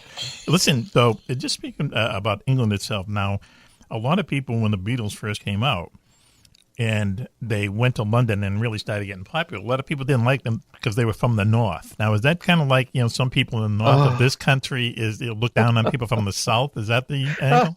Oh, boy, you've opened up a huge can of worms there, Mac. Okay, 6 minutes. North versus South argument has been going on for the last 1,000 years. Oh. And I mean that, the last 1,000 years. When William the Conqueror invaded from Normandy in 1066, the army beat... Another bill, by the way. Just wanted to throw that in there. Yeah. The Norman army swept up north from the battle. They won the Battle of Senlac Hill. Technically, it's called that, just outside of Hastings. And they swept through to London. He was crowned there as King of England. He did have a claim to the throne, but a slightly tenuous one. And then the North revolted. Yes, we're very revolting. And he eventually put together a campaign called the Harrying of the North. Look it up. And literally they went northwards and they pillaged and burnt and destroyed. Literally, the whole countryside. Wow. It was just fire and sword, mate. Just completely. And what, to get rid of all these, rebellious morons up north? Yeah. Yeah. So what happened is that ever since then, there's been a slow erosion. My own county of Derbyshire, Lord Byron described it, and this is a direct quote. It was described as a howling waste, unquote. Wow. It was the last place in the country that actually had troglodytes, people living in caves, their habitation. And it was very, very much underdeveloped. And that's been the story in the North. Genteel managed decline in the modern era. And there's a marvelous cartoon. I think I'll dig it out and send it to you, Mike. Okay. It's a cartoon that was published in Punch magazine. Yep.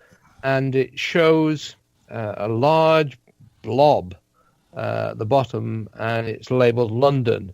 And then there's a line going directly north, and it actually says, a little sign, and it said, Hatfield and the North. That A is a very famous sign at the bottom of the main motorway, the M1, and also it's the name of a band. It took that as a name, a bit like Fountains of Wayne. Okay. And then there's further up the line, it's a branch off to one side, it says Birmingham, it's got a dotted line. And it goes a bit further, and it says, the North. And then beyond that, it says, here be dragons. And that, in many ways, is how it's still regarded to this day. You know, that's funny. Yeah. When the BBC moved a whole chunk of their productivity and offices to a wonderful new studio and administrative complex in the older area of London, of Manchester, against the Manchester Ship Canal, about 2/3 of the staff refused to move and either resigned or found other jobs, etc. And the whole position was that even the person running that complex and his deputy used to commute by rail every day because they wouldn't move. No. Now, I've done the reverse. Like many people, I started out in the North, and if you wanted to get the really big job, in my case with the National Museum of Science and Industry, you had to move south. Another question I always had about the British, and I don't know why, it just seems so odd to me. When, I don't know if it even takes place these days, but certainly back then, the Beatles coming up and everything, you saw them go into a fish and chip shop, and they put it on newspaper, right? Yes. What happened in newspaper? Doesn't the ink get all over the fish and stuff? Strangely enough, no, because you put a little sheet of greaseproof paper inside. Oh, okay, all right, okay. Right. The ink didn't run off that There's newspaper. actually a split between North and South as to what you eat in fish and chips. Oh, really? Yeah, wow. Yes. What is it? Time. What, like? For example, I remember walking up the hill in our little native village to go and get some fish and chips. My mother asked me to do so. She didn't want to cook that night. And there was a big soccer match in Sheffield, which is around about 40 miles north of where we were. And they were playing one of the London teams. I think it was West Ham. And in those days, the M1 motorway stopped at Nottingham to our south. And that's as far as they'd built it out so far. It's about 200 miles at that point. Well, 150 rather. And this coach of supporters, West Ham supporters, was going to drive down from Sheffield and pick up the M1 motorway down to London.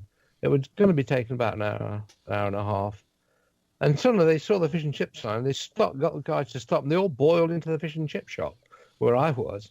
And they started asking the guy behind the counter, Mr. Wright, for rock, sir. It took a while for us to actually find out what they meant. And they meant rock salmon. Now, that is another term, a polite term, for dogfish, the lesser spotted dogfish. And they eat that in London. We, being good Northerners, we have cod, we have haddock, and we have occasionally plaice. But, you know, we don't deal with things like roxa. Yes, and, you know, we have mushy peas. Yeah, the mushy peas. And so it's a good name for a band, the mushy peas. Mushy, I mean, really green peas that are mushy? Is that what you're talking about? Yeah. So, yeah, there's a big difference. It was and there's a military connection, believe it or not, Commander. Well, before we go any further, just to keeping with the theme of the show. Keeping it real. Yes. What kind of fish and chips did JFK like? There you go. If I known him, he'd probably have haddock. Yeah. Because it's a very Irish thing. So Don, if you get fish and chips in London, you're eating dog fish? No, not necessarily. You have to ask for it. What you do, you ask for the species of fish you want. You go and say, I'll have cod, haddock. In a better class of fish and chip shop, you'll actually be offered these choices. You can pick them from the board behind the counter. Okay. To ask for them kind of ruins the moment, doesn't it? If you have to go and ask what kind of fish they're going to give you. No, people have preferences. Really, yeah? Okay. Nothing wrong with dogfish. By the way, the 101st Airborne I prefer Division, catfish. This is where they come in. Yes. The 101st Airborne Division, the 82nd Airborne Division, were the Band of Brothers guys were actually down south. Yes. Right? There wasn't enough room, enough airfields for the 101st down there. So they put them much further north in the Midlands, and there was also an airfield not far from Nottingham. Okay. And the 101st were actually built. They had their main camp in a park just outside of the city centre. Yes. And they actually became addicted to fish and chips. Yeah. They actually loved it. I want some right now. I really do. Yeah. I mean, when you start thinking about it, and smell it, seafood, It is a great combination. That's all you want. Anyway, just to wind this up. Yeah, 1 minute. I think that the 1960s were a very, very turbulent decade. Yep. Not just in music and culture and societal changes, but across the world in terms of conflict and indeed assassinations, as we know. Mm-hmm. Yeah. Do you think it was Kennedy and Martin Luther King, and then? But it was also probably made worse by the start with Kennedy, right? Yes. It just still seems to go downhill from there, folks. Well, hey, listen, talk about downhill. This is the end of the show there, Juan-Juan. Oh, man, I'm riveted to the strange UK take on it. I think just, the only conclusion we can come to is that there will be no conclusion. It'll just, I think the speculation will go on forever. If people haven't come out now and talked about it, then, who knows. But, hey, listen, Ross Sharp, thanks for joining us tonight, dear man. My pleasure, Mack, as always. Thank you for playing with us tonight on the short notice. And you're the greatest. You're like a human encyclopedia. I could listen to you. It's amazing. All night. So thank you very much, Ross. And Thank you. Also, Cobra could listen to you all night, too, like I did Sunday night, actually. Thanks for having me on the show again. Thank you for coming. Okay. And a lot of fun. Very well received. Yeah, I'll bet. And is there some way that I can monitor that and just go through it with the lawyers or no? Sure. You can do it. You can tear it up. Send me a link. I mean, can you send me a link there? Or have your people do that? I'll look it up for it. I'll see what I can do for you. Okay. All right. Yeah. I sent them like 5 messages on Skype. Can they, listen to it? Nothing. Silence. So I think crickets. With his silence, exactly. With his silence, he's actually kind of, you know what I mean? Shunning. That's it. Shunning That's me. Yeah. Okay. That's okay. Mind games. That's fine. It's entertainment on the radio. So thank you, Cobra, for joining us tonight. Thank you for having me, sir. And we will talk very soon, okay? Once again, thanks always. To Ross and also to Emily-M, a.k.a. Cupcake, right? Yeah. Is that where we are? With frosting. With frosting. Oh, boy. Wow. There's just some people who just don't get it. Right. I need the frosting. Just don't get the Oh, dear. Anyway. What have I got myself into? Oh, you wouldn't believe it, I Ross. ask that every week. Believe me. When you're in front of the commission, make sure you throw that down. Yeah. It's an antipasto salad of a show. Inside. There you go. Thank you. Speaking of antipasto, thank you to Carmen Sclavini. Yeah. Carmen Sclavini. You get that right, man, So Sclafani. Sclafani. Like Sclafani. Sclafani. Yeah, okay. Like Gwen Stefani. Right, yeah, okay, yeah. It was like, as we said before, anyone gives us any trouble at all, we'd just say, our friend Carmen, Carmen Sclafani down there, he lives right around Times Square. He's going to give you a call, okay? We'll straighten this out, okay? All right? What do you think? Sure. We'll do it. Okay. All right. So. And he's going to bring the cannoli, too. Yeah. So instead of getting lawyers, we'll do that, okay? Lawyers, guns, and cannoli. Yeah, okay. Perfect.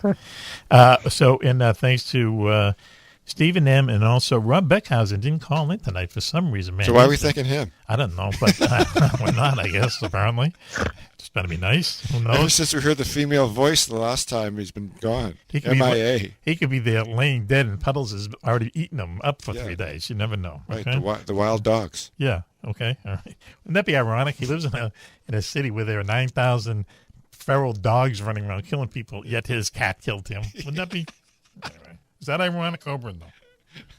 Yes, I believe that is irony and sad. Yeah, sad. He was licked to death. They go licked to death. Hey, really? lighten up there, cupcake frosting boy. Lighten up, okay? That's why I like frosting on my cupcakes. Yeah, I can tell. Grab a cannoli and stop That's talking. right. I suck the cheese out of the cannoli shell. Well, once and I again, lick the frosting. All right? Don't take this personally. With that? Don't take this personally, but I think I'll just go on with them. We'll, take a rain check for the beers again tonight. You ought to see me eat the cannoli and leave the shell empty. Wow. It's an art. That was you on Next Hamster? Really? Let's go.